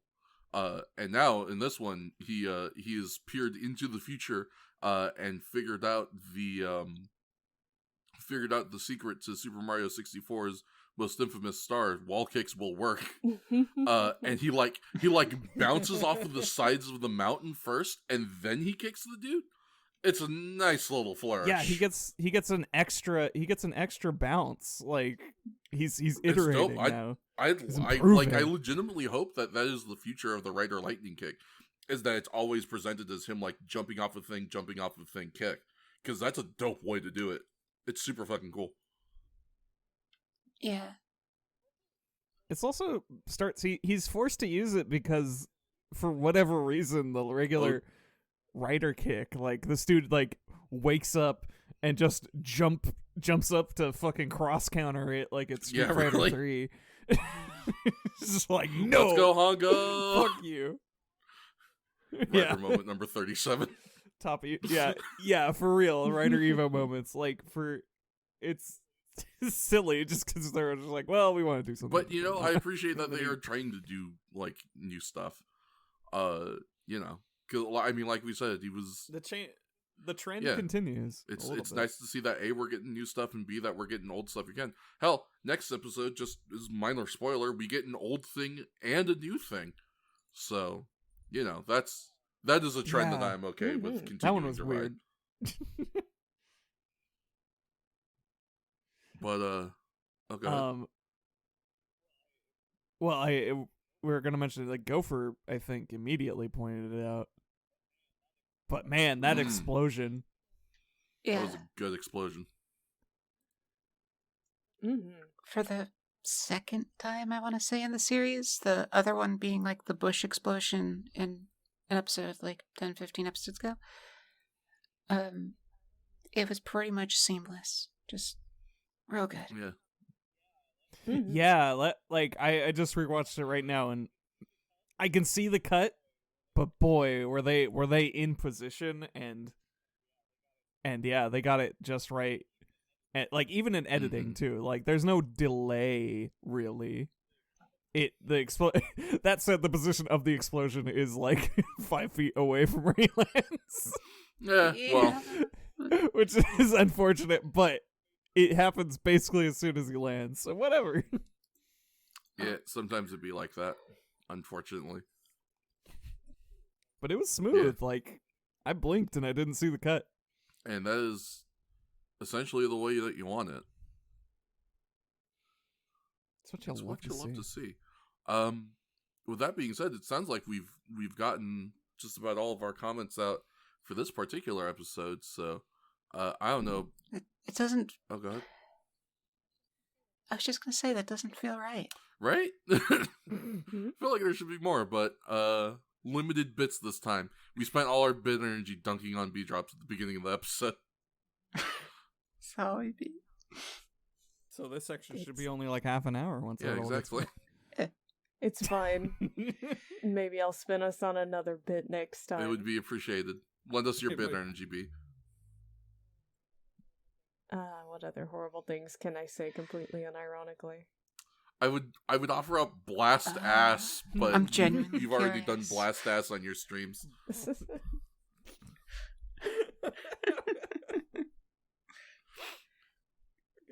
Yeah, we're gonna go blast some ass, and in the meantime, you can enjoy these advertisements. All right, Shakes, you're good for the ad read. Hey, folks, thanks for listening to Longtime Watcher, First Time Writer. I'm Action Shakespeare, and I'm here to read you this thing full of plugs. You can find us on Twitter at First Ride Pod, and on SoundCloud at First-Time-Writer. You can also find us on YouTube by searching Longtime Watcher, First Time Writer Pod. It'll get you there. It's easy enough. You're in the booth. Yeah. I was going to plug you. You can follow me at Wordsy_VO on Twitter or just Wordsy on Twitch. Also, King Fat's the 95th, our lovely host, our lovely longtime watcher. You can catch him on Twitter at KingFats95, and the same goes for Twitch.tv. The Magical Whale Gopher is also found at Whale Gopher, but is the full sentence The Magical Whale Gopher on Twitch. And I, Action Shakespeare, am found at That Gal in the Hat and twitch.tv/ACTN Shakespeare. And of course, B-Drops is found on Twitter at BDropsArt and twitch.tv/BDrops. We'd also like to plug Tales of Harbor. You can find it at the Twitter at Harbor Tales. Use the hashtag Tales of Harbor to promote the show. And you can have your name as an NPC. And big time news, we got Tales of Harbor Season 2 coming back. It's a pretty big deal. Season 2 features me, Action Shakespeare, B-Drops, whom you already know, Public Opinion, and is of course DM'd by this lovely man right here, who I'm pointing at, Wordsy. Hello. There's going to be a lot of surprises, new bonus content for fans of the show. It's going to be very exciting, and once again, you can use the hashtag Tales of Harbor. Tell your friends, tell your family, tell your enemies, and you can get a character named after you in the show if you tweet with that hashtag. We love it. We love seeing it. And of course, you can catch us on Patreon, patreon.com/firsttimeridepod. Do I get anything for being a patron? Absolutely. God, there's so many things you can get.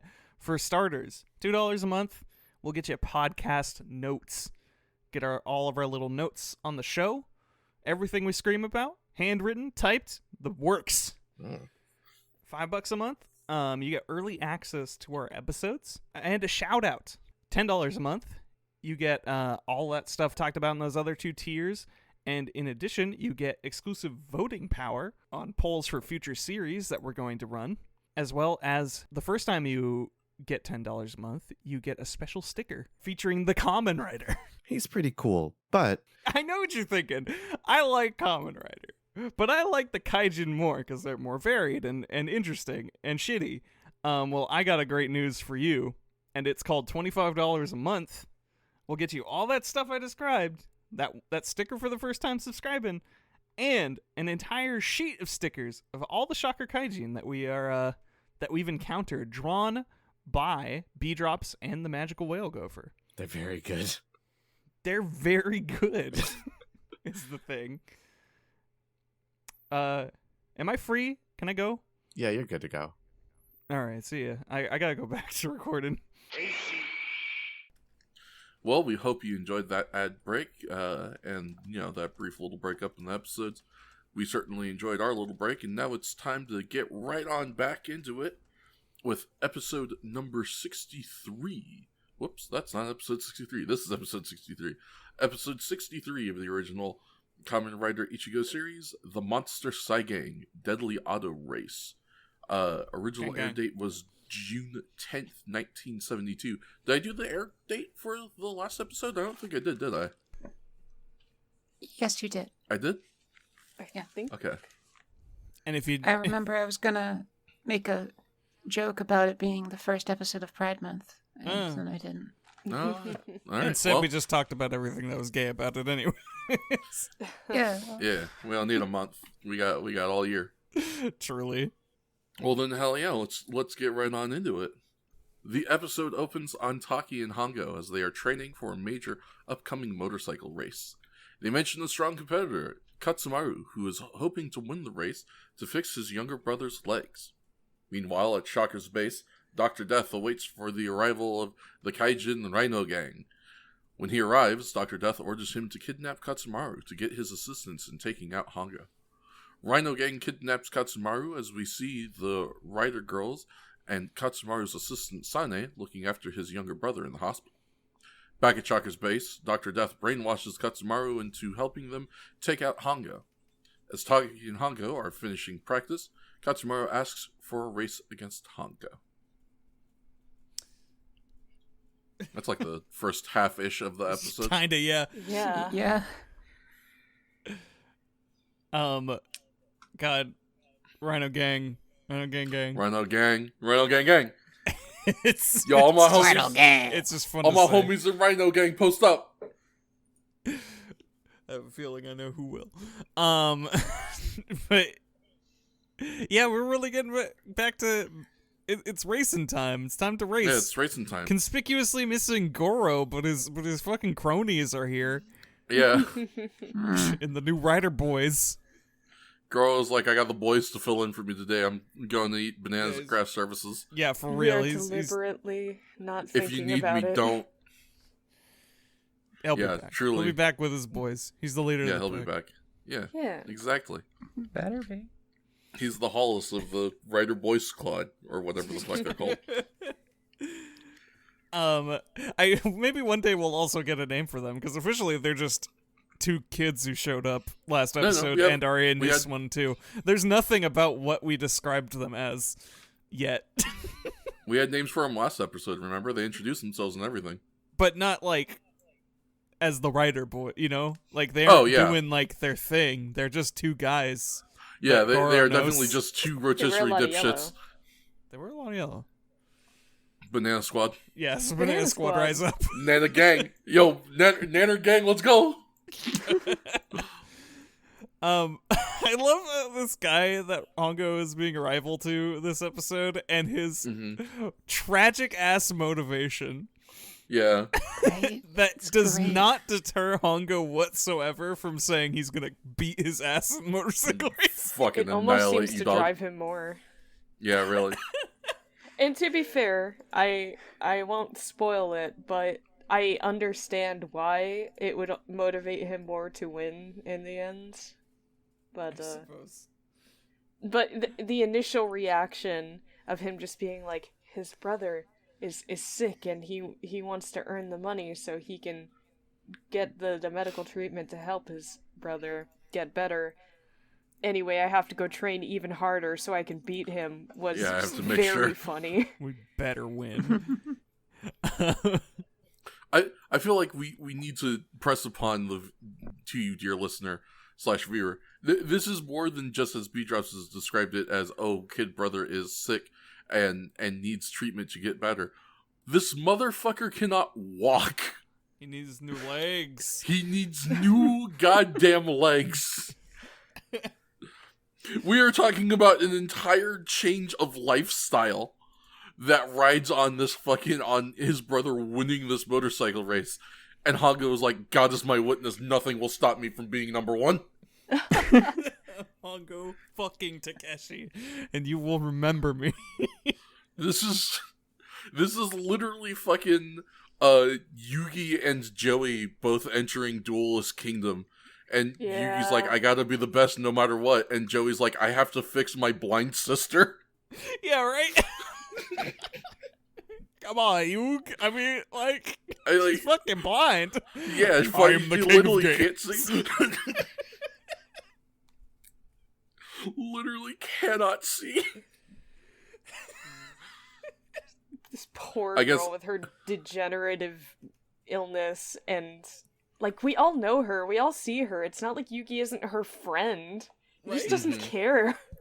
Like- Don't give a fuck. I do feel like, in fairness, he did get his grandpa kidnapped, but also, like, goddamn. Yeah, it's not like stuff like that doesn't show up surprisingly often. Not even just in like anime, but like in media in general. When there's a competition, there's the main character who might have a decent stake, like Yugi with his grandfather being kidnapped, but Yeah, this is like very fair stake. half the time they're just there because they want to be, and then they have a side character, a friend in their party, who's Yeah, like, their best if I don't friend. win this, they're gonna kill my mom. Yeah, Oh, bro, that sucks. Anyway, good luck. I'm gonna kick your ass. Like, real May the best man win. fucking Yeah, like, Squid Game shit. She'll live if you're good enough. bro, no. Guess Yeah. you weren't good enough. Oh. Damn, should have tried harder, huh? I guess you just didn't love your mom enough. Yeah. Jesus Christ. Damn. If you loved your Just mom didn't enough, want you would have those played legs. Tritons. If you love your mom, you'll pick a top tier. Screams about My Little Pony. Just kidding. The God. stakes were What? nearly okay. There is an episode. It's Yeah, like I right. think it's like the season finale of the first season, wherein the main character gets invitations to like this really ritzy ball in the capital city, and so she can take one of her friends, and all of her friends have a reason for going. Let me see if I can remember them. One of them wants to meet her celebrity idols, and she hopes that she can get a job opportunity through just schmoozing.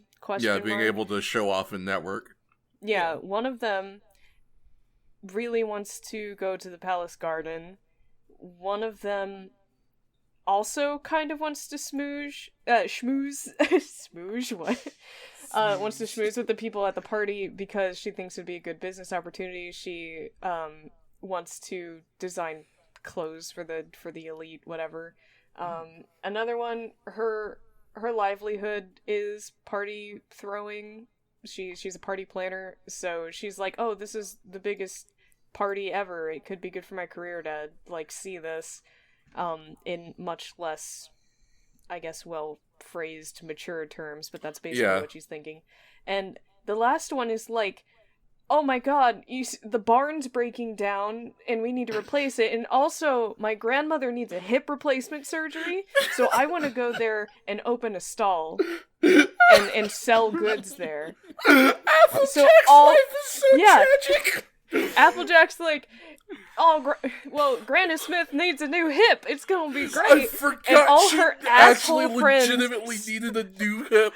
And Yeah. Rarity is like, I'm gonna meet a hot dude, and he's going to be my boyfriend, and also I'm gonna design clothes for rich people. And It's gonna be Fluttershy's great. like, And I just want fucking to meet the Fluttershy's like, I want squirrels to go that to the live garden and talk outside to the party. squirrels. And I'm like, how you all suck. How can you listen to your friends say, I need to get a hip replacement for my grandma, and be like, but I want to go too. Literally every episode about Applejack is like that too. I feel so It's bad. like, oh, what's going on, Applejack? Is Sweet Apple Orchard somehow in crisis again? Is your only source of livelihood for you and your entire family in crisis again? Cool, we don't really care that much. Call us when Applejack, there's a song to sing. Applejack, you don't understand. I have a headache. My life is full of problems. Fucking We all have Applejack. problems, Applejack. You Dun, need to dun, just suck it so up and awful. get over it. Fucking Poor Applejack. Applejack's life is so Applejack awful. is the realist. She's the best and deserves better than all She's of like this the other soul- 5 bitches. Sincerely. Sole Yeah. fucking source of produce for an entire town, and no one gives a fuck. Right. God, she's so she's a real miracle worker, and she takes pride in her work, but she's never like boastful about it. And people just think like their problems remotely are on level to her, and it pisses me off They every never single are. time. Like, oh, I want to go to this party. It's got squirrels outside. Girl, what? You know what else is squirrels outside? This is Your the house. exact same issue I had with the fucking... I don't know if you got all the way to the fucking Fruit Bats episode, B. Oh, I know I've seen it, but I think I only saw it once. Yeah, I mean, I've definitely only seen it once, but it always stuck with me, because I was always kind of upset with the moral that they teach, because, like, yes, Fluttershy, you do have a good point, that there should be a humanitarian way to deal with this infestation of fruit bats, and maybe even a way to help incorporate them into the life cycle of the farm. And also, they are actively eating every cent that Applejack makes Yeah, it's as not like we Applejack talk.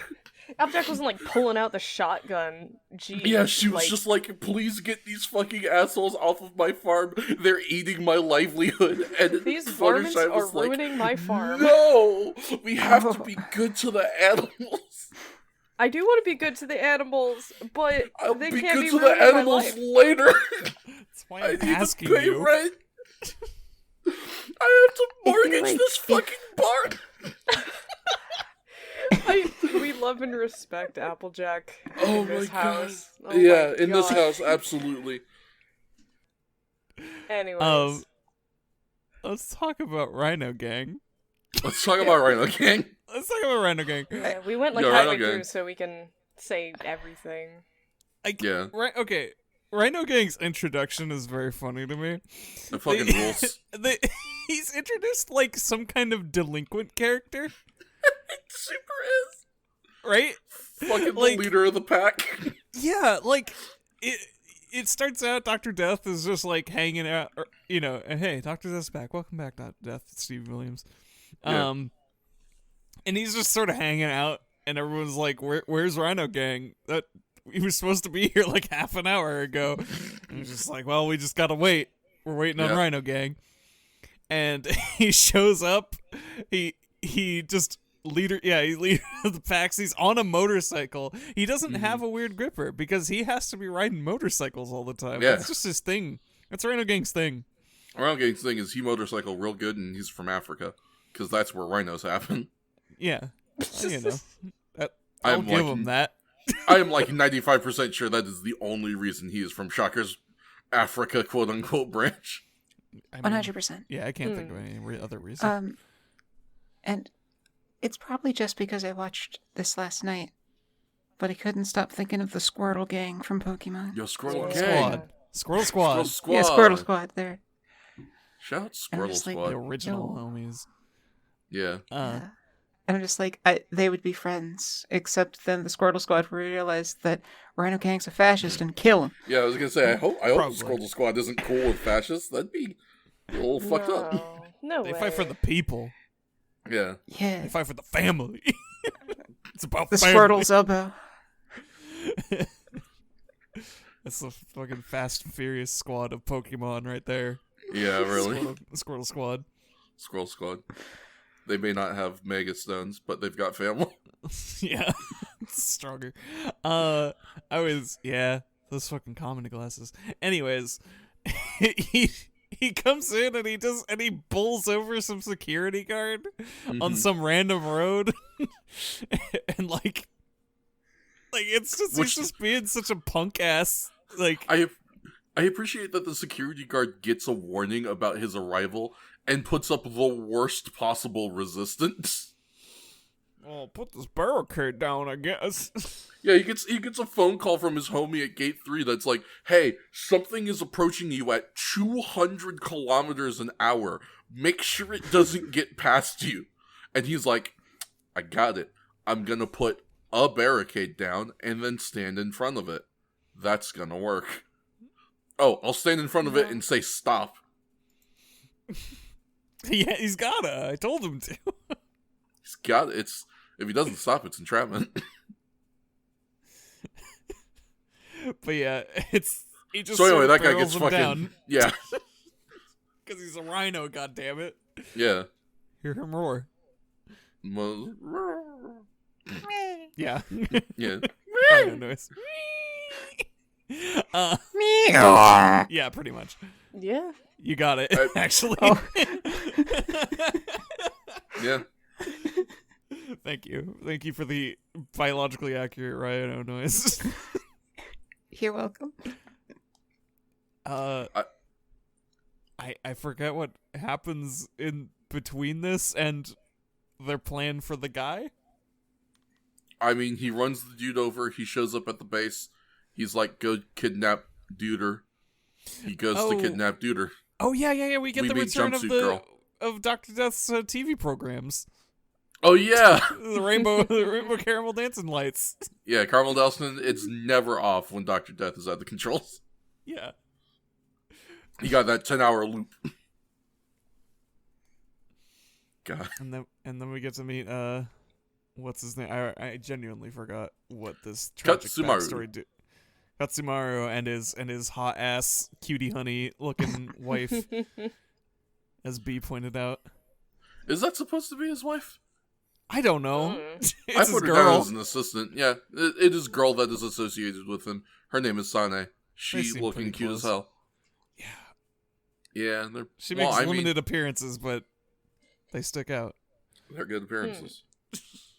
Good outfits this episode. They are appearances I appreciate. Yeah, everyone's got their sporty fit, their motorcycle racing.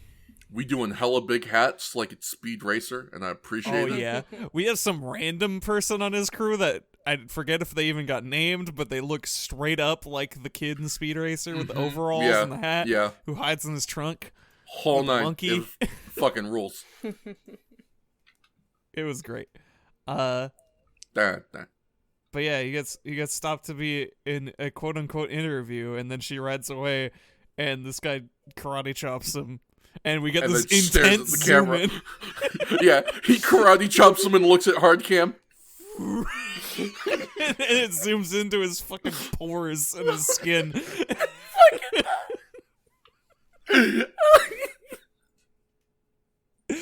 Surprise, it's Rhino Gang. Master of Disguise. This is... Takes off the Sting mask to reveal it was Sting the whole time. Yeah, pretty much. This is an incredibly odd pull. But the final shot of Memories of Murder has the TV or the camera panning very slowly into like the main character's face, and it's like a comedy version of that. Here, it's I don't know why my brain went to that, but sometimes our brains just make bizarre pulls, like My Little Pony. It's just looking down pensively and looks right into the camera. It's like, why would you do that? Oh my god! If no one beats me to it, I might cut out that footage and make an edit of that zoom in with the Kill Bill siren. Because it would super fit. Do it. And then you throw a rhino noise right at the end. Yeah. Just for fun. Just for funsies.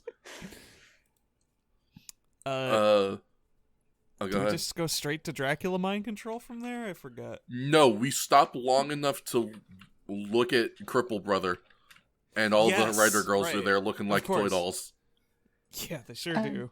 And then Jumpsuit shows up. Before we continue that, do we want to talk about what Rhino looks like? Yeah, we should talk about what does a gang of rhinos look like.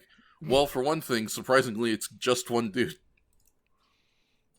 Yeah. What a disappointment. Yeah, this really. also looks like something recycled, but I can't remember what it was. It looks like a bunch. Because it kind of looks like Unicorno's... That cobblestone thing. Who did that? Yeah. Oh, yeah. Who did it? Sorry, I didn't hear. Poison Lizard. Poison Lizard, yes. I was going to say, B, you should do the name because you just did the sticker of him, so you would know. Yeah. Oh, yeah. But yeah. Which, by the way, fantastically done. Stellar sticker. Hey, quick sojourn, y'all. I know we just had an advertisement break or whatever. If you're not on the Patreon and you aren't seeing these stickers, you're fucking missing out. They are so good. Especially, like, these two most recent ones that were, I mean, both Gophers and, like, not to knock Gophers in any way, because Gophers are both supremely good, but specifically the Owlman sticker that B did, I fucking love so much. Impossible to ignore. The difference between Gopher and I's styles is, I guess in a way, we kind of cover the polar opposite desires you may have for a Shocker Kaijin sticker set. A little bit, Gopher yeah. goes for these very detailed, cool, accurate-looking sticker designs. Really showing off the true appeal of the real designs in a really nice way. Mm-hmm. And I just kind of shitpost. Yeah, and I appreciate it every time. It's incredible. They're so fucking good. What's that meme of the wheezing man? Yeah, absolutely. Like literally every B-drop sticker. Yeah, that guy. Yeah. No, that's also just the owl. Also. It's so good. Losing his shit. How could Seriously. I not do it with those weird awooga eyes? No, it's perfect. It's so good. You fucking Donkey Kong Country looking ass. Battletoad's ass. Yeah. I guess those were both rare. Oh, wow. That does make a lot of sense that they just recycled the whole... Oh, they the absolutely boss is just coming. redid that. It's a fucking good bit. More games should do it. Honestly. That should be your reaction every time you stumble across a boss in Elden Ring. Somebody should make that mod. It is my in real reaction. life. Yeah, that's just what I do in real life, my ass. Yeah. Especially the wizard lady. For a different reason. Yeah. Yeah, sure.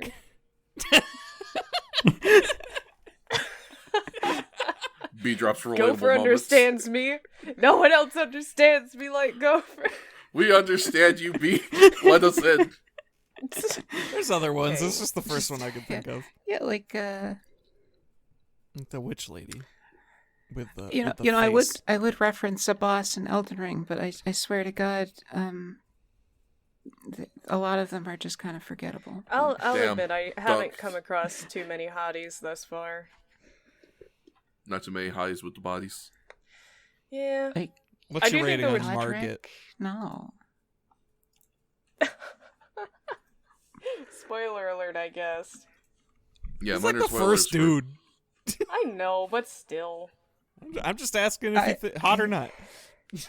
Yeah, smash or pass Elden Ring bosses. Let's go. I mean, I would be a part of that stream. that would be fun, but Market specifically, no. Pass. Yeah, I'm not really into that. And half the reason is going to be pedantic gameplay reasons, because the tempo of his combos is rancid. Get out of here. And I if your burst combo that tempo man is like a rancid, then gusher. I assume your outta other tempos are also not great. It depends on the boss, really. Yeah. Some of them are Some just of a I little don't like rough. his facial hair. Gopher does not like facial hair. Noted. He's a No, fun Or is it just we- his crusty facial hair? I mean, well, in general, I'm usually against it for the most part. But also his hair is just like wispy goatee, or not goatee, wispy mutton chops, and Yeah. Yeah, I can it's, see it's that. like not. It's, Max Dollar's ass. He's a crusty man, for sure. Yeah. Who's... I are like you gonna say who's the Alexander. I forget which Silence, let's go. Anyway. Yeah, well, Forget hey, it. Oh, yeah. Time to I'm change sorry. the subject immediately. No, I was waiting Like- for I had Shakes' I had to input because Google. I haven't played the fucking game. I had to Google it. You know, that's fair. Right? I'm sorry. No. I should be ashamed. Let's go. What do I keep saying? Oh. Never express shame. All right, yeah. I didn't know. I didn't know about this, man. I think I just have a very specific type when it comes to I like Soulsborne his title. characters, and they have to fit into one of two categories generally. I'm sad P, that I need you to play Bloodborne. I shouldn't have looked it up. I shouldn't have looked it up. Meeting that guy would have been insane. I would probably have gone ballistic if I didn't know he was coming. I would have just Yeah, gone but- actually crazy. You know what, B? Inclined to agree. Love a So man I'm with a not crazy. juicy dumper. No, not crazy. Not even a little bit. Not even. Thank you. Shout outs 10 to 10 out of every 10. Onion Knight. Shoutouts yeah. to every Oh, yeah. Onion Night. And all those pumpkin Every. heads. Yeah. We were Man, I describing have a- Rhino Gang. We were. Rhino No, Gang. sorry. the but keyword. we were Not describing Rhino Gang. particularly sexy. No, not really. I- So he's the No. poison Yeah. lizard. Rhino Gang Right. gets no bitches. He looks like Oh goodness. 1 second. The dude who looked like Moltar. Yes. A Ghoster. little. Ghost Yeah. Star. He's got the You- mouth a little. A little bit. Yeah. A little bit, yeah. He's got the two. It looks a little horns bit 'cause more he's a like rhino. the mouth on Monoceros, but it doesn't have the He same looks- latch action. A little bit like the Elemental Fire Knight from the Unreal 4 engine tech demo mixed with a Daedric Warrior. Okay. That is so specific. That's I was gonna say that's a pretty hyper specific pull there, Gabe. I'm seeing it. He has a Right? He has Yeah. like a cooled lava kind of feel to him, Yeah. which is Yeah. a real fun. Like he's real rocky and cracked. And they reused that thing they used for the Crackly. lizard with the cobblestone skin. Yeah, except this one isn't Except all multicolored. gray now. Yeah. Crusty. And then he has these like shoulder pieces that look like cracked stone, or I like guess his shoulder in this pieces case, a cracked lot. rhino skin. Yeah, I dig this dude's shoulder pads. Would wear them in World of Warcraft. Honestly, yeah. Oh my god, Yeah. yeah, they do kind of have some of that vibe. Yeah, a little bit. And yeah, and he has like a helm.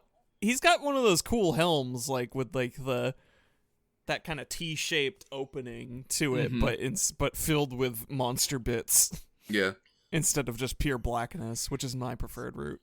Little gill-looking things. Yeah, and then Yeah. just two big old rhino horns that are apparently his weak point. Yeah. they're brittle, man. Bro, I aren't you supposed to don't- hit people with this? Your horns are your weak point? I don't know. He's a rhino never- and his horns. B, they'll never suspect it. It's a, They're gonna be no, avoiding the it's horns true. all the time. Not gonna lie, I wouldn't suspect it in a million years that a rhino's horns would be its weak point. Yeah, you definitely got me. it's a Aren't I reference an to idiot? ivory poaching. And that's why you fail. The rhino beats you to death.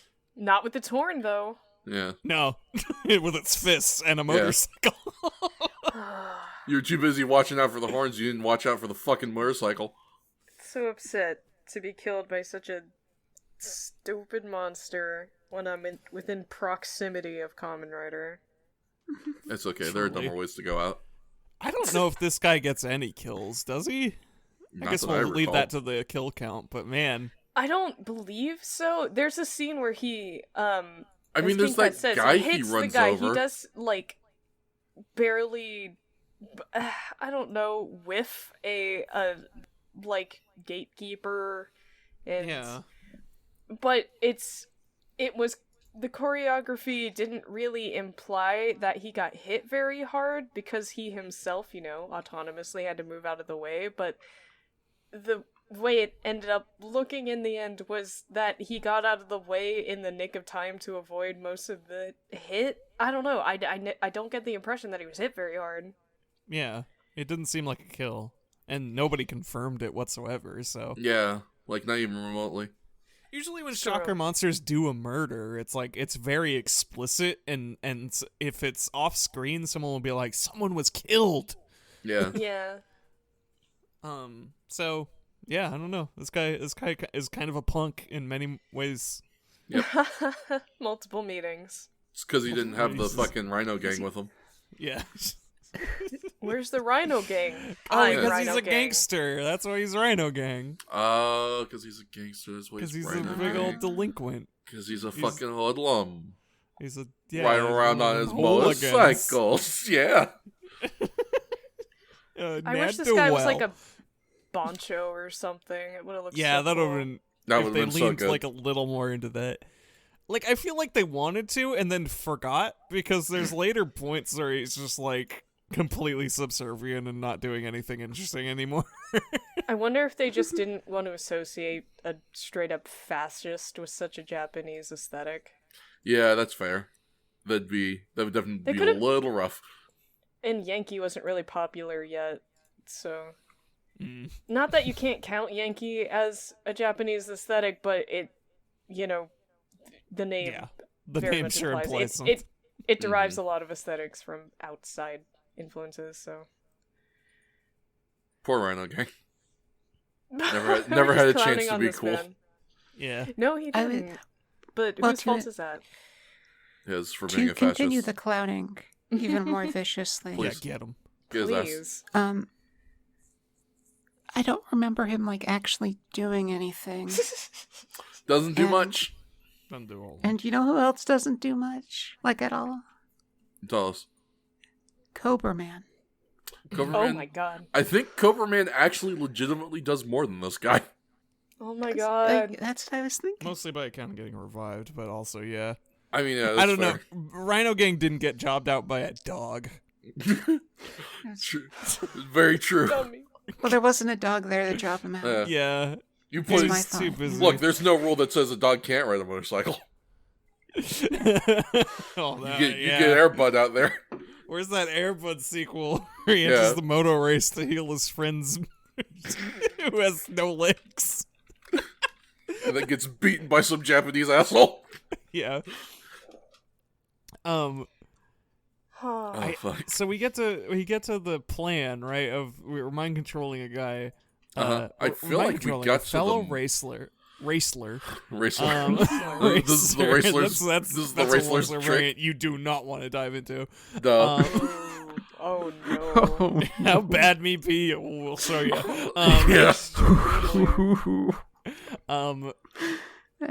But yeah, we hit him with the Dracula mind control. We get the triple candles out, and we start doing some funky shit.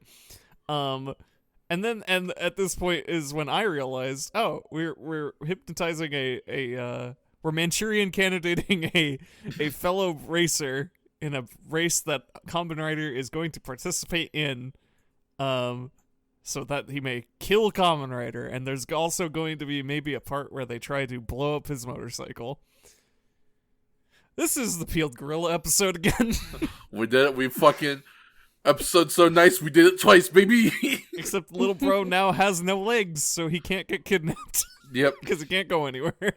To be fair, this is Dr. Death's thing. Yeah. Was Peeled Gorilla Dr. Death, or was that still Zol? No, that was Zol. No, I just mean the weird Repeats. repetition of premises is Dr. Death's thing. He decided to copy someone once. else instead of himself. Yeah.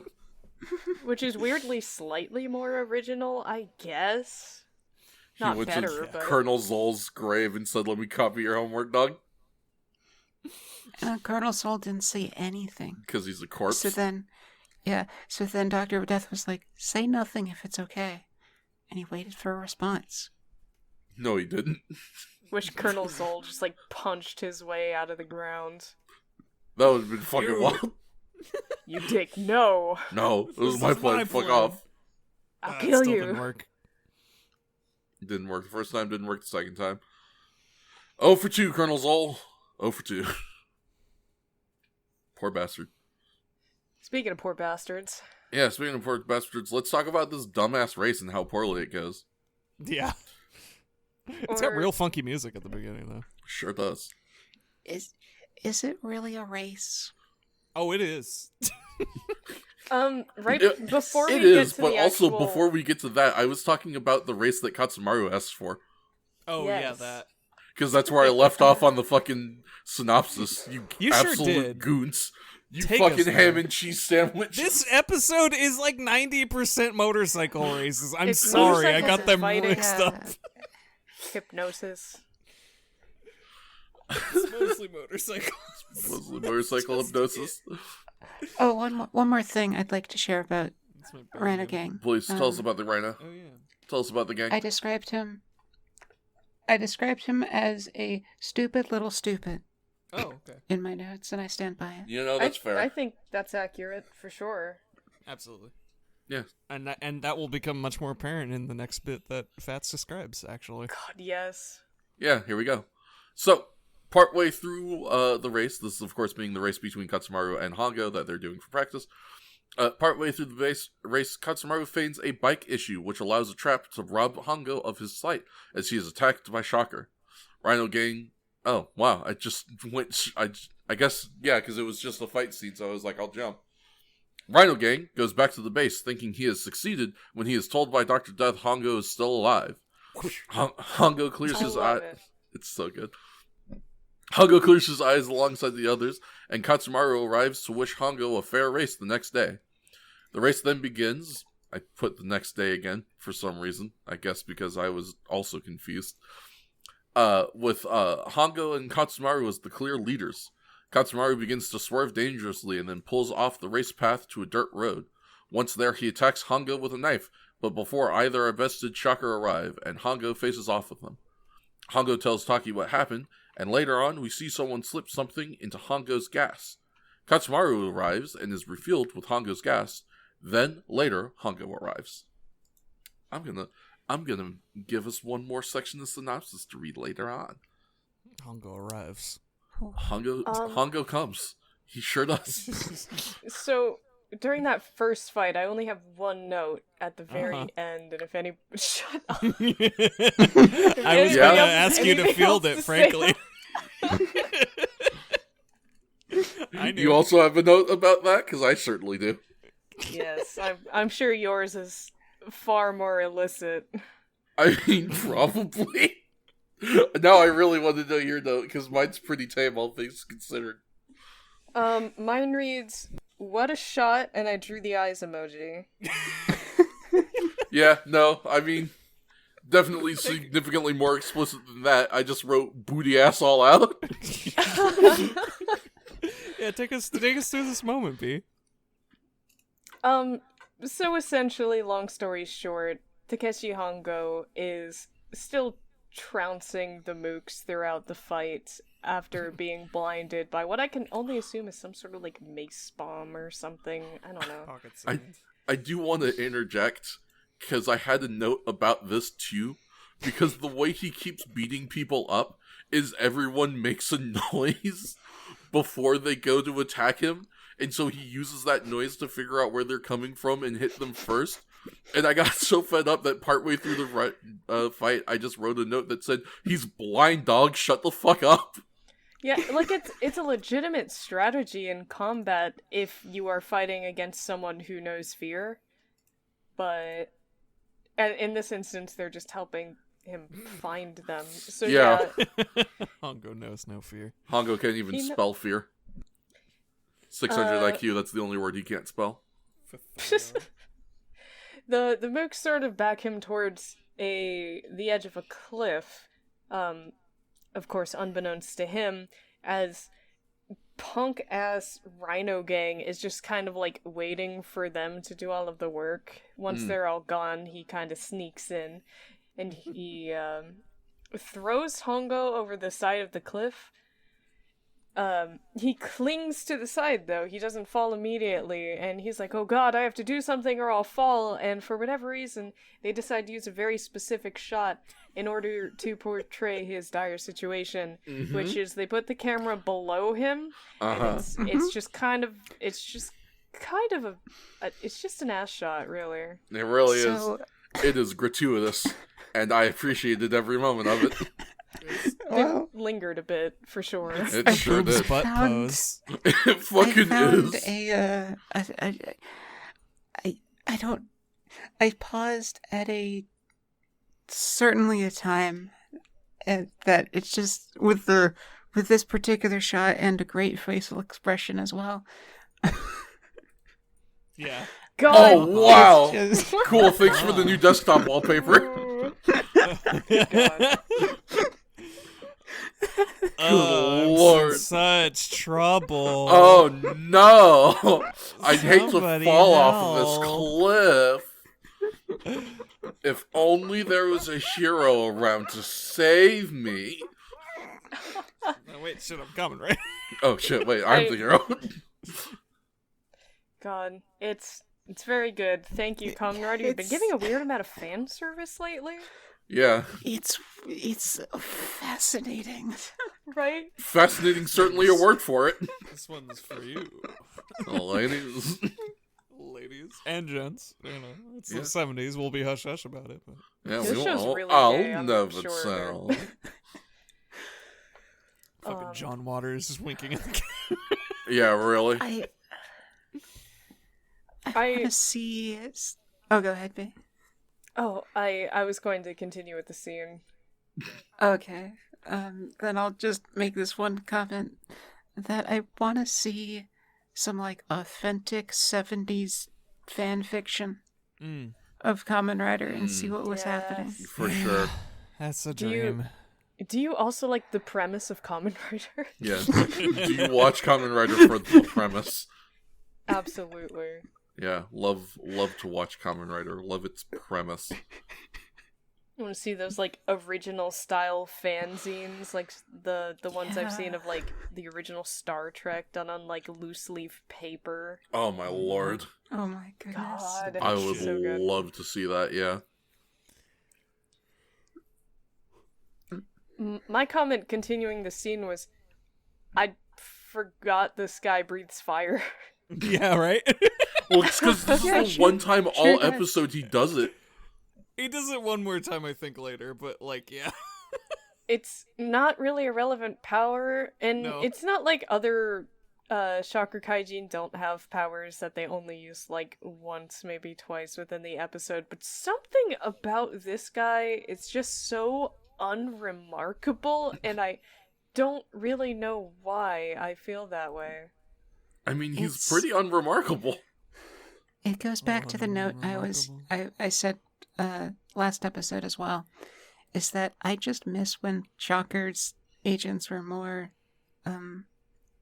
cohesive. It's true, and like he himself is unremarkable for certain, but I was just thinking, I don't know why I think his fire attacks are unremarkable, but putting it that way, I think maybe I'm feeling something similar to you. It's like, it's not like there isn't red molten cracks in his design. It's not like I can't look at him and be like, oh, I guess I can kind of see where they're coming from.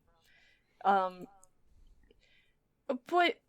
it doesn't seem to fit in with his rhino motif in any way that actually Not works. remotely. And not that they really utilize the rhino thing either. Given that his horn's his weak point. So in his first appearance, when he's like going 200 kilometers per hour or something stupid like that, I was like, oh, so his thing is going to be he's fast and then he hits you with his horns. Yeah, he's going to totally. charge you like a rhino. Right? And that wasn't it at all. Not even fucking remotely. See, what could have been done, I think fairly easily, is cover up that, like, red sort of molten lava we've got, Mm-hmm. and then have that be the weak point. so you can just rip off like a part of the mask and then like Rider punch the rhino in the face or something like that. Mm-hmm. And like that's the interior weak point, and that would have been so cool. And it would have like put Kamen Rider in danger so much because he had to approach like with the horns. That's the only way, is to take it head on, and meet him with his own strengths, and it's just none of that. Nope. That would be really cool. I'm also now suddenly realizing, like, some of the real life weaknesses of rhinos. One, for instance, being they have very bad eyesight, which I think is ironically utilized in this episode, wherein Takeshi is the one who gets blinded. And I think it would be more interesting if maybe they didn't have the technology for it. Sorry. Maybe it's because I watch a little 01 and they have that one eye catch. Sorry, the eye catch where in his suit is glow in the dark. And I'm like, a fight in the dark would be cool with the cyborg ears.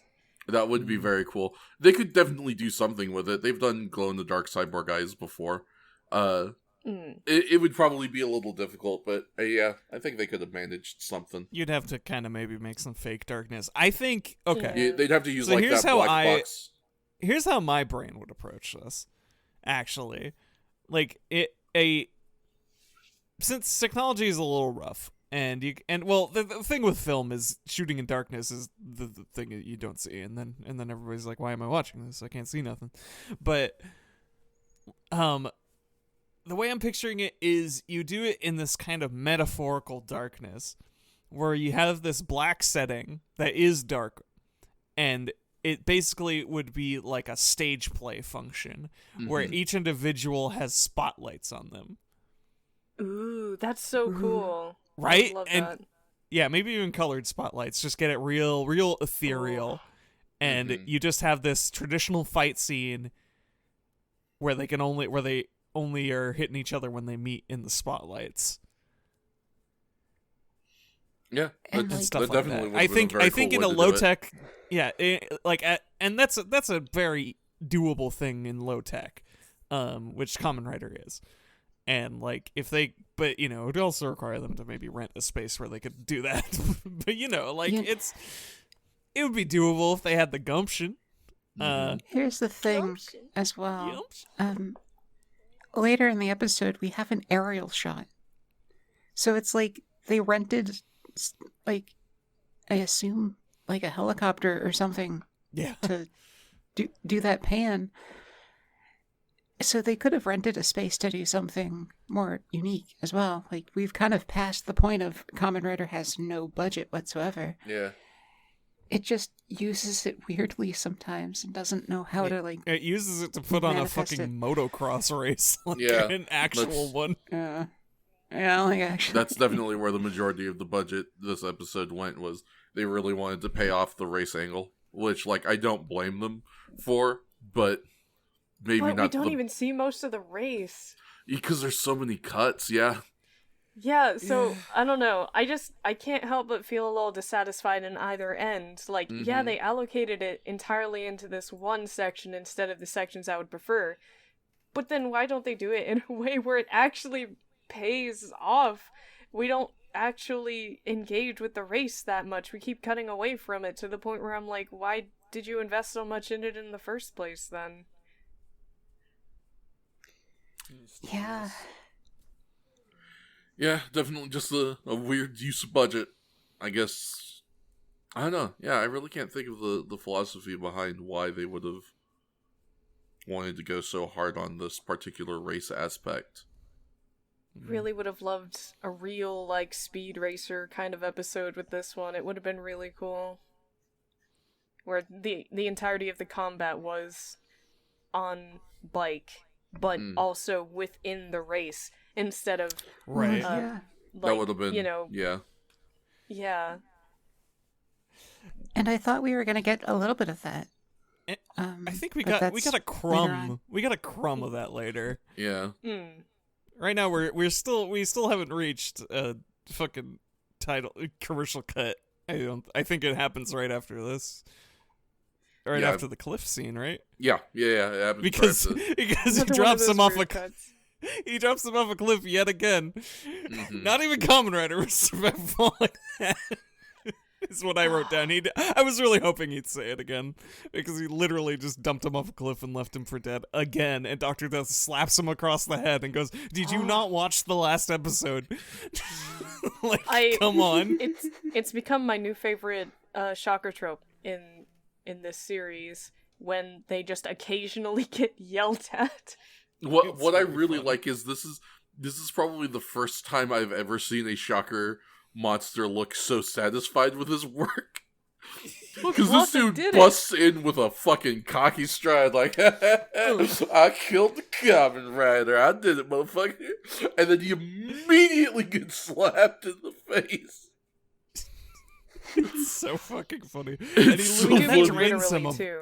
Yeah, no, Dr. Death whips out the backhand. Yeah.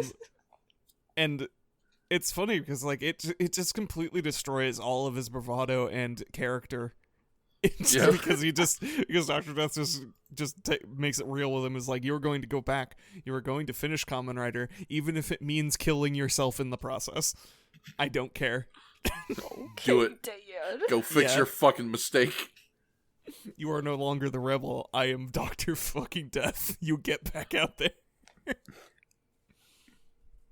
gonna fucking eat your peas and you're gonna like it. You're gonna sit at the table until you do.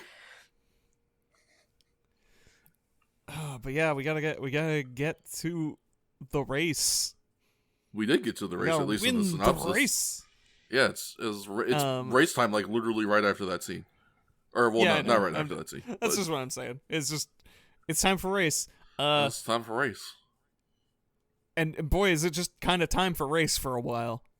There's not much to say. Yeah, it is time for race, and then we do race. Fucking Hongo and Katsumaru are way out in front, like when you play Mario Kart against the CPU. Mm-hmm. There's no rubber banding going on here. Nope. They are getting their asses beat. You know, fucking whooped. Real bad. Including Taki. Yeah. Yeah. I totally forgot that he was number 7, and if you go back and check the beginning of the race, he like really stumbles at the start time. Oh yeah. It's sad. He's number 7 and he's in like position 10. Yeah. For most of it. He's saving his time. He's biding his time. Yeah, he's playing it smart. He's gonna get 3rd. He's gonna get Actually, third. he's gonna get 2nd because that guy gets totally it's not like fucked out of the Katsumaru's race. gonna. Yeah. Unfortunately, yeah. Spoilers he enacts his plan. So yeah, we do some swerving.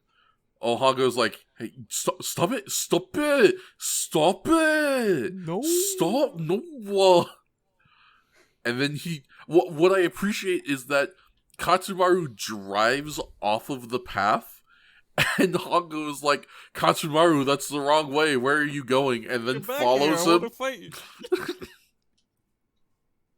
It's like, you want to beat Hongo this does not dude. Want the easy victory. Yeah, apparently. You want to beat this dude bad enough, even though you know it'll break his little brother's legs forever, but not so bad that you won't still follow him off to the wrong path and get knifed at. Weird set of morals on you, Hongo. Especially because it's like a super obvious shocker trap, too. Yeah.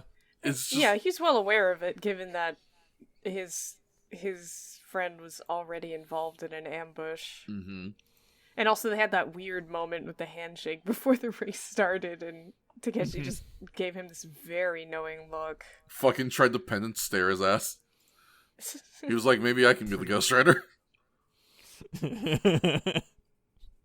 Look into my eyes. Kamen Rider would be a pretty good Ghost Rider. Yeah. He's already got Common Ghost Rider. Common Ghost Rider. Kamen Rider Ghost? I don't know. There is a Kamen Rider Ghost, actually. Yeah, I was gonna say that's gotta be. Alright, well, there you go. Have them have Kamen Rider Ghost team up with Ghost Rider. Kamen Rider Ghost is fun because the first episode starts with our protaoctagonist dying.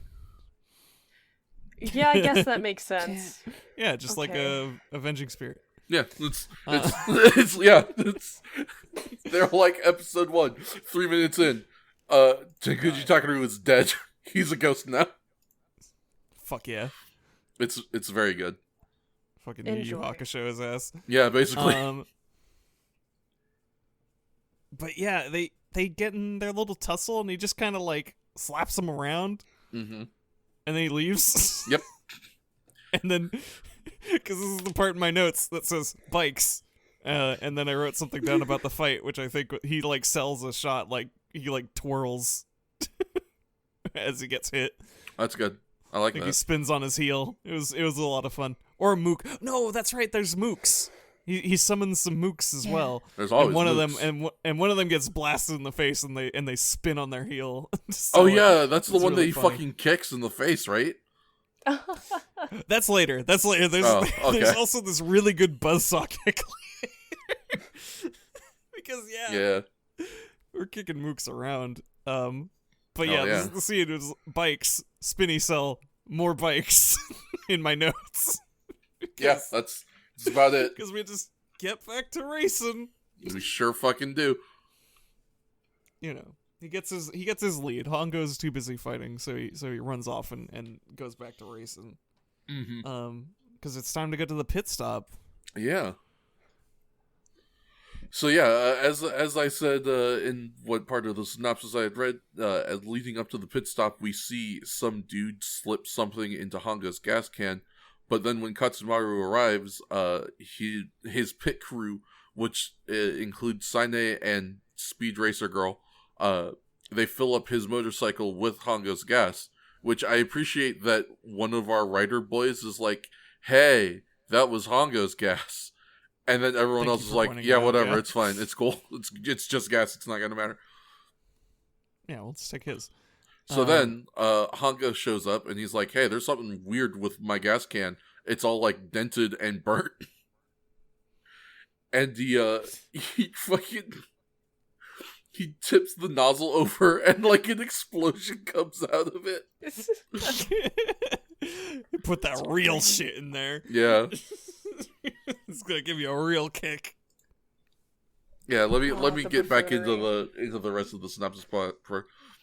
Hongo notices something is strange with his gas can and realizes Katsumaru is in danger.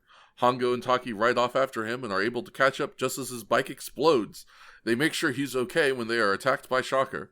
Hongo faces off with and then defeats Rhino Gang with a Rider Punch and then a new move, the Rider Drill Shoot. Taki and Hongo then go on to take first and second in the race and use the winnings to send Katsumaru's younger brother to America to fix his legs. It's a happy ending. I don't believe it for a second. It's because he wants to break them again himself. Yeah, like so. I got my dark take on this. It's like, yeah, heartwarming. Oh, he wanted to win because he was gonna pay for it anyways, right? Mm-hmm. Or he was gonna give him the tickets. I think that was like just a prize they were giving. Maybe, yeah. But like, Hongo, like, what, you want to own his life? Yeah, really. you want to put him in debt to you now? Yeah. That's your plan. To be fair, I mean, I know there's going to be that feeling of being indebted to someone who does something like that, but this doesn't necessarily indicate that Takeshi's going to hold him to anything. Yeah, no, of course not. Knowing Hongo. Well, that's my dark game theory. That's all I'm saying. Takeshi Hongo, a real bastard, actually, behind the scenes. Yeah. Oh, wow, really? Who'd have thunk it? Yeah, he's been undercutting all the talent, burying them. That's why the Rider Girls talking shit to the boys in the they back. Keep disappearing. Yeah, he keeps getting the promoter to make the Rider Girls disappear. He's getting them written off the show. Yeah, Ruriko has been released. Sure, oh my god! For future endeavors. I can't believe they future endeavored Ruriko. But no, yeah, I'm just doing the wouldn't that be fucked up theory. But I don't think. Yeah, can't wait to see Ruriko at Ring of Honor. He would never. Yeah, no. Hayato, on the other hand. Hayato, absolutely. Yeah, maybe Hayato. I don't. He'd at least make a joke about it.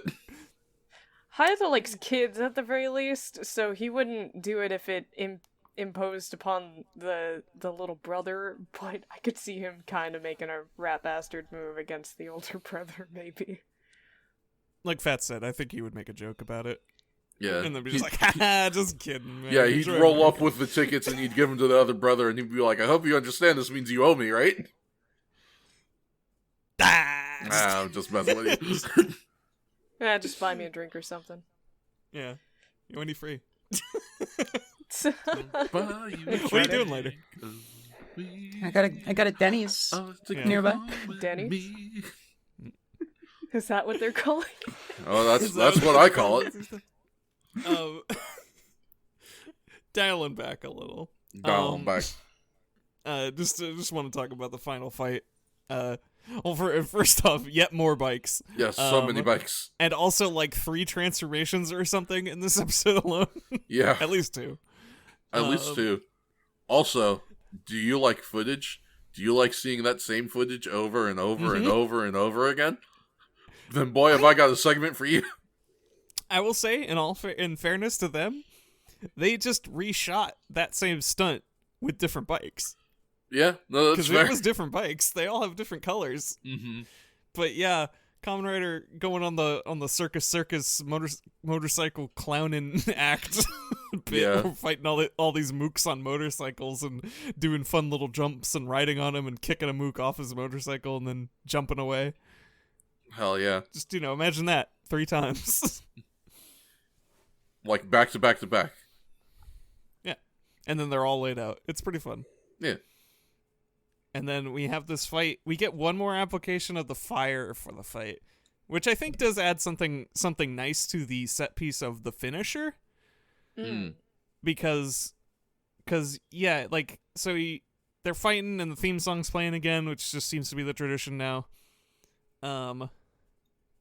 And yeah, something about the horn being his weakness. No real application of that either. I guess he punched him there. I think that's where he does the drill shoot from. Maybe, but like, shrug. The main thing is he does this point where he shoots fire behind Kamen Rider, like he makes a wall behind him, and they're kind of having this little dance where they're like almost falling into it.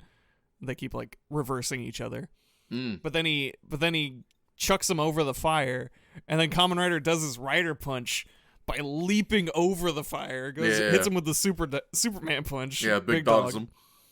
Ooh, wow. Yeah. And that's pretty cool. And then he tosses him. I forget if he lands anywhere near the fire. I guess I don't think he does. No, he doesn't. He lands like at the top of the hills. That's right. He lands at the top of the hill, stops, then starts rolling down. Yeah, that's right. And then he's just going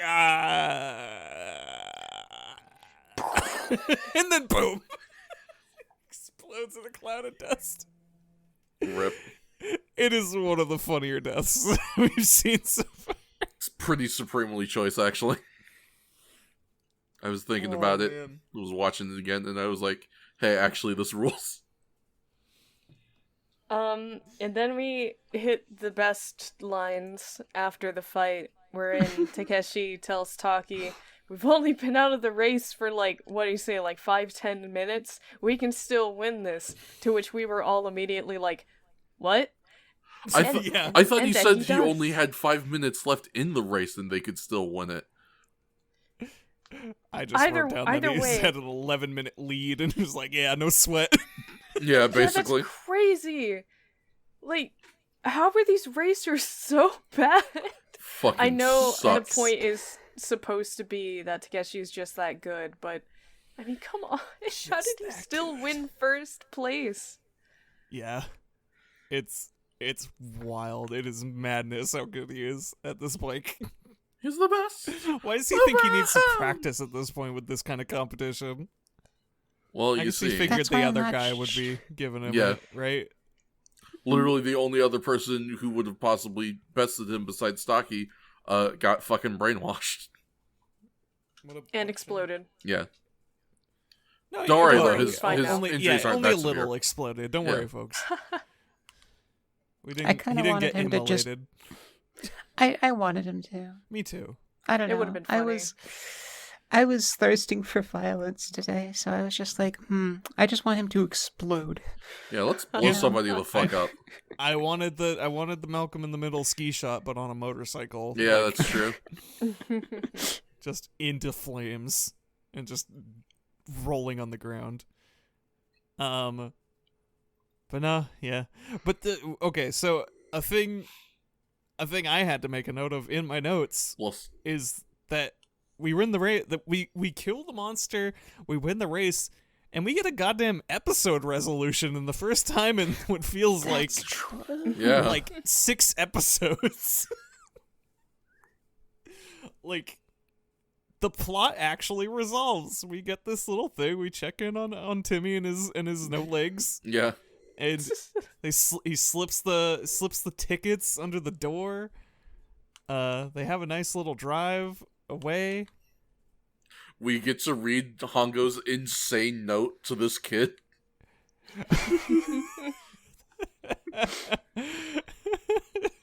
Show them how much you'll walk with your new legs. And show everyone how much you walk. Promise, okay? Yeah. Oh, to receive an ominous letter from Takeshi implying that he might come and break your legs. Show them. That's good stuff. Living the dream. This kid's so lucky. Little bastard. I'll break his legs myself. Yeah, I'll get him myself. Be about to go earn some cheeseburgers. Absolutely. Just gonna walk into the hospital room and see B-Drops hitting the figure 4 on some kid in a fucking hospital chair. Ric Flair in it. Woo! Yeah. Yeah. Oh my God! We forgot to mention. What did we forget to mention? We forgot to mention last episode. We wrapped up so quickly.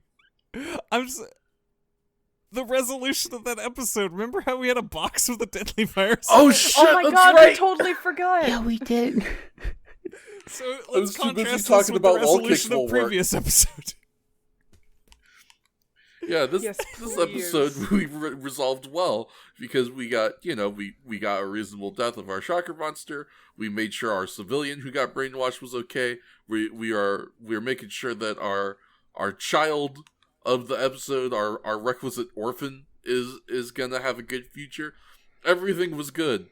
Last episode, we murdered the hedgehog. We blew up a box full of virus. We fucking left. We chucked a box full of a deadly virus into the ocean and it explodes into dust. That can't be good for anybody. I know we can make the assumption that, maybe it's implied that the explosion destroyed the virus or something, but they keep doing this. They can't keep doing this. How many times are we going to have poisons and viruses just they can't keep getting away with to be this. destroyed without anybody checking in on them? As biohazard moments. Really? See, that's the secret, is that those are the secret parts to all of these Shocker plans. They're supposed to fail spectacularly like this. The whole plan is to get Hongo to blow up some, virus in a fucking water supply or something. So that way it'll spread. He just thinks he resolved it. No, it exploded into a dust. Dumbass. Everywhere. They need to create some sort of, monster that is resilient to physical damage that he would need to, talk to. I think that's going to be the only way they can defeat him. Can you cure this monster's depression? Hongo can't cure his own depression. Exactly. So that monster will be undefeatable. Yeah, well, and also too depressed to do anything. Or who knows? Maybe just depressed Hongo enough. struggles, the time bomb goes off. Yeah. We blow up the dam. Yeah, and then it's just done. It's over. We say goodbye to the people and we ride off. We fucked directly off. Entire town that just knows about Shocker now. Sure is. They just got held at knife point by an actual monster. Yep. And a literal terrorist organization. Yeah. And they just gotta go back to their lives knowing that exists. How do you live like this? It's okay, because they also know Kamen Rider exists, and he'll be there to help them. I mean, I'm very fair, but it doesn't make the save whole... that man. He didn't say that, man.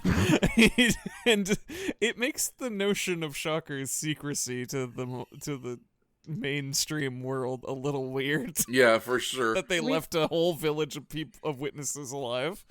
To be fair, the deviousness of the secrecy has been well established ever since we had that cop who found out about Shocker.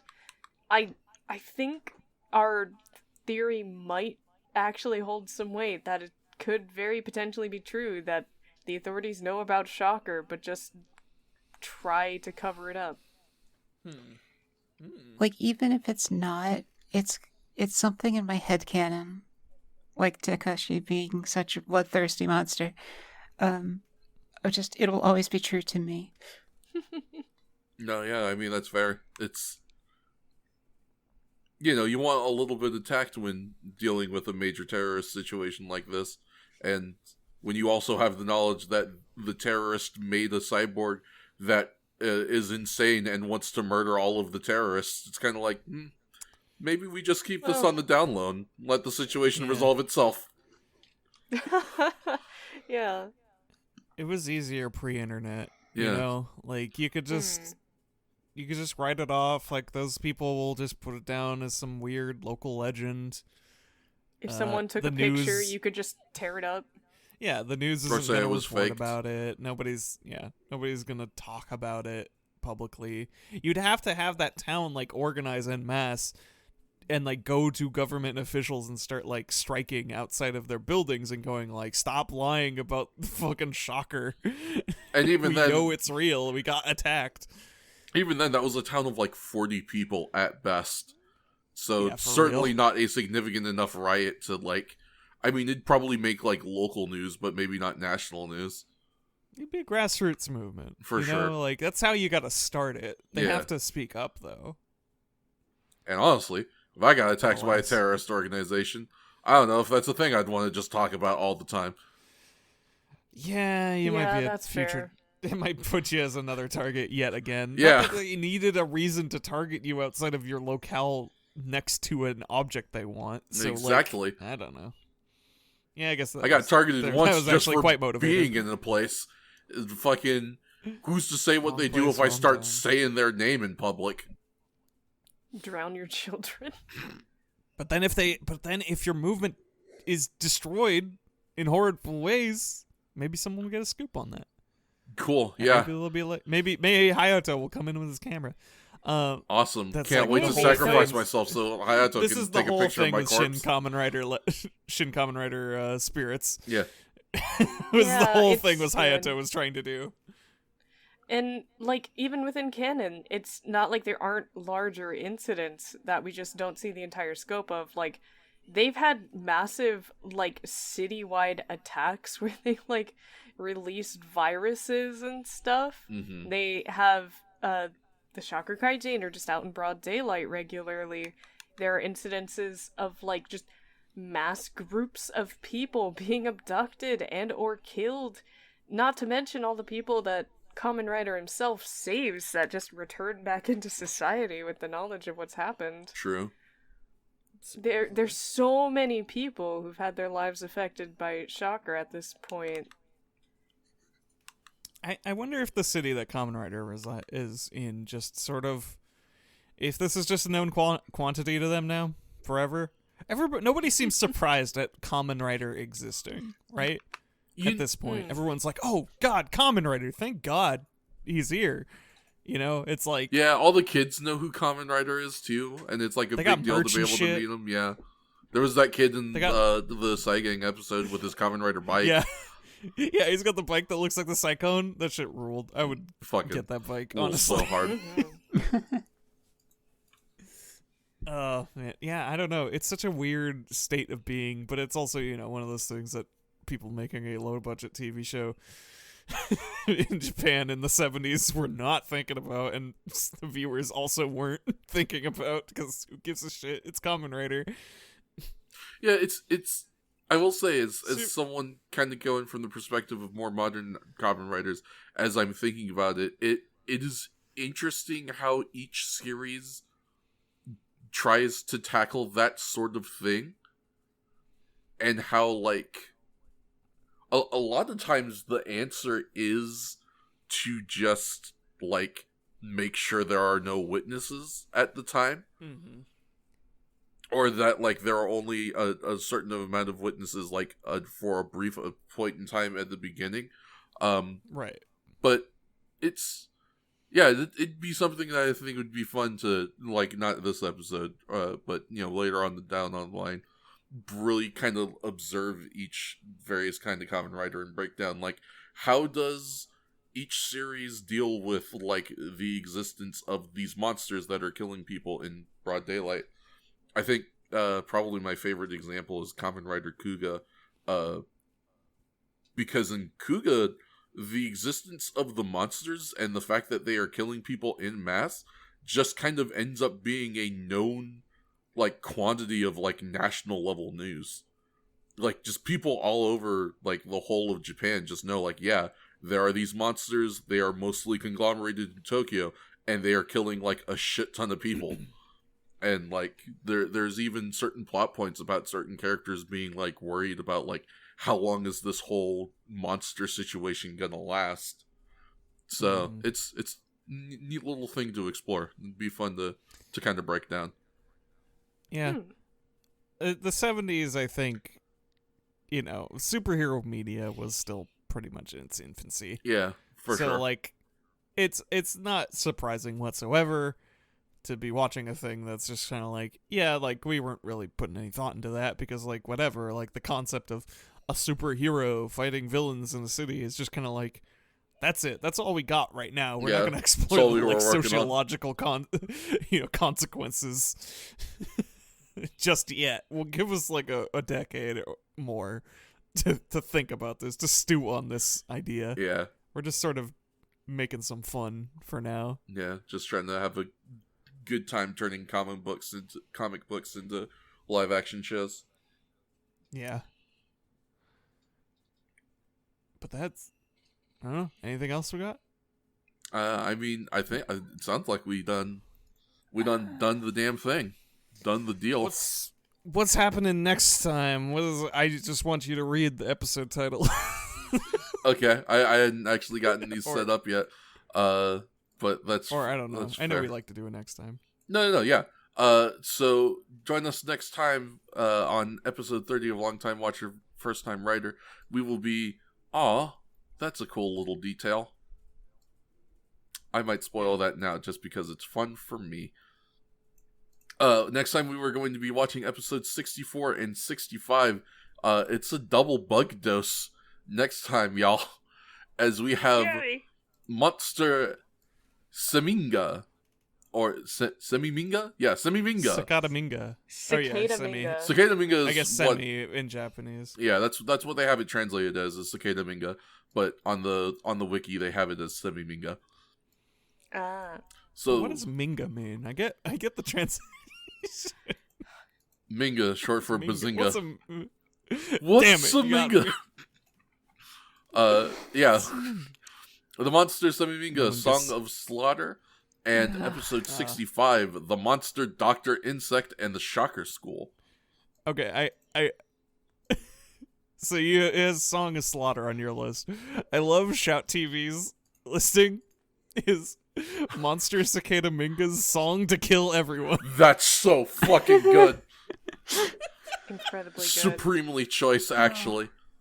Absolutely. I'm very curious how this episode will turn out, because there is an episode of V3 that, at least based on the premise I can grasp from the title, follows a very similar outline. Ooh. Yes, very interested. So I wonder how similar they actually are. See the similarities. Trading notes, you think?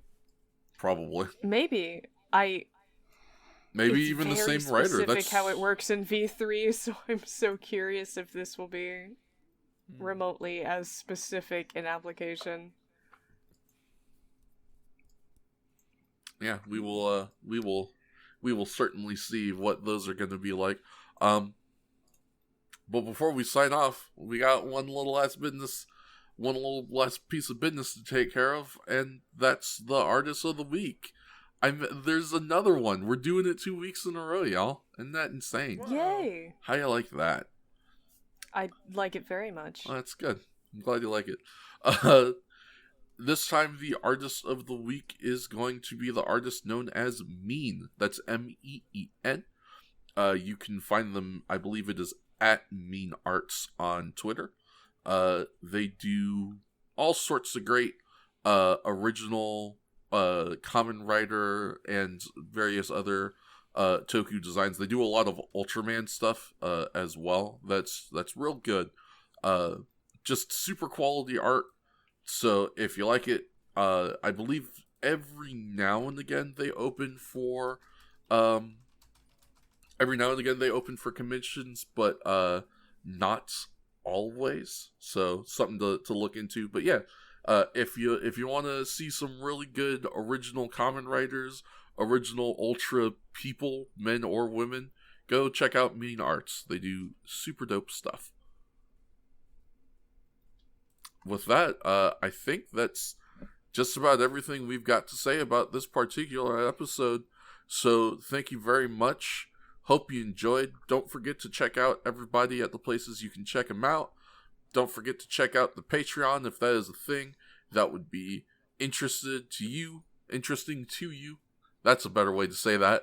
Support us if you can, because we would certainly appreciate it. And like we said, you'll get lots of fucking fantastic goodies for it.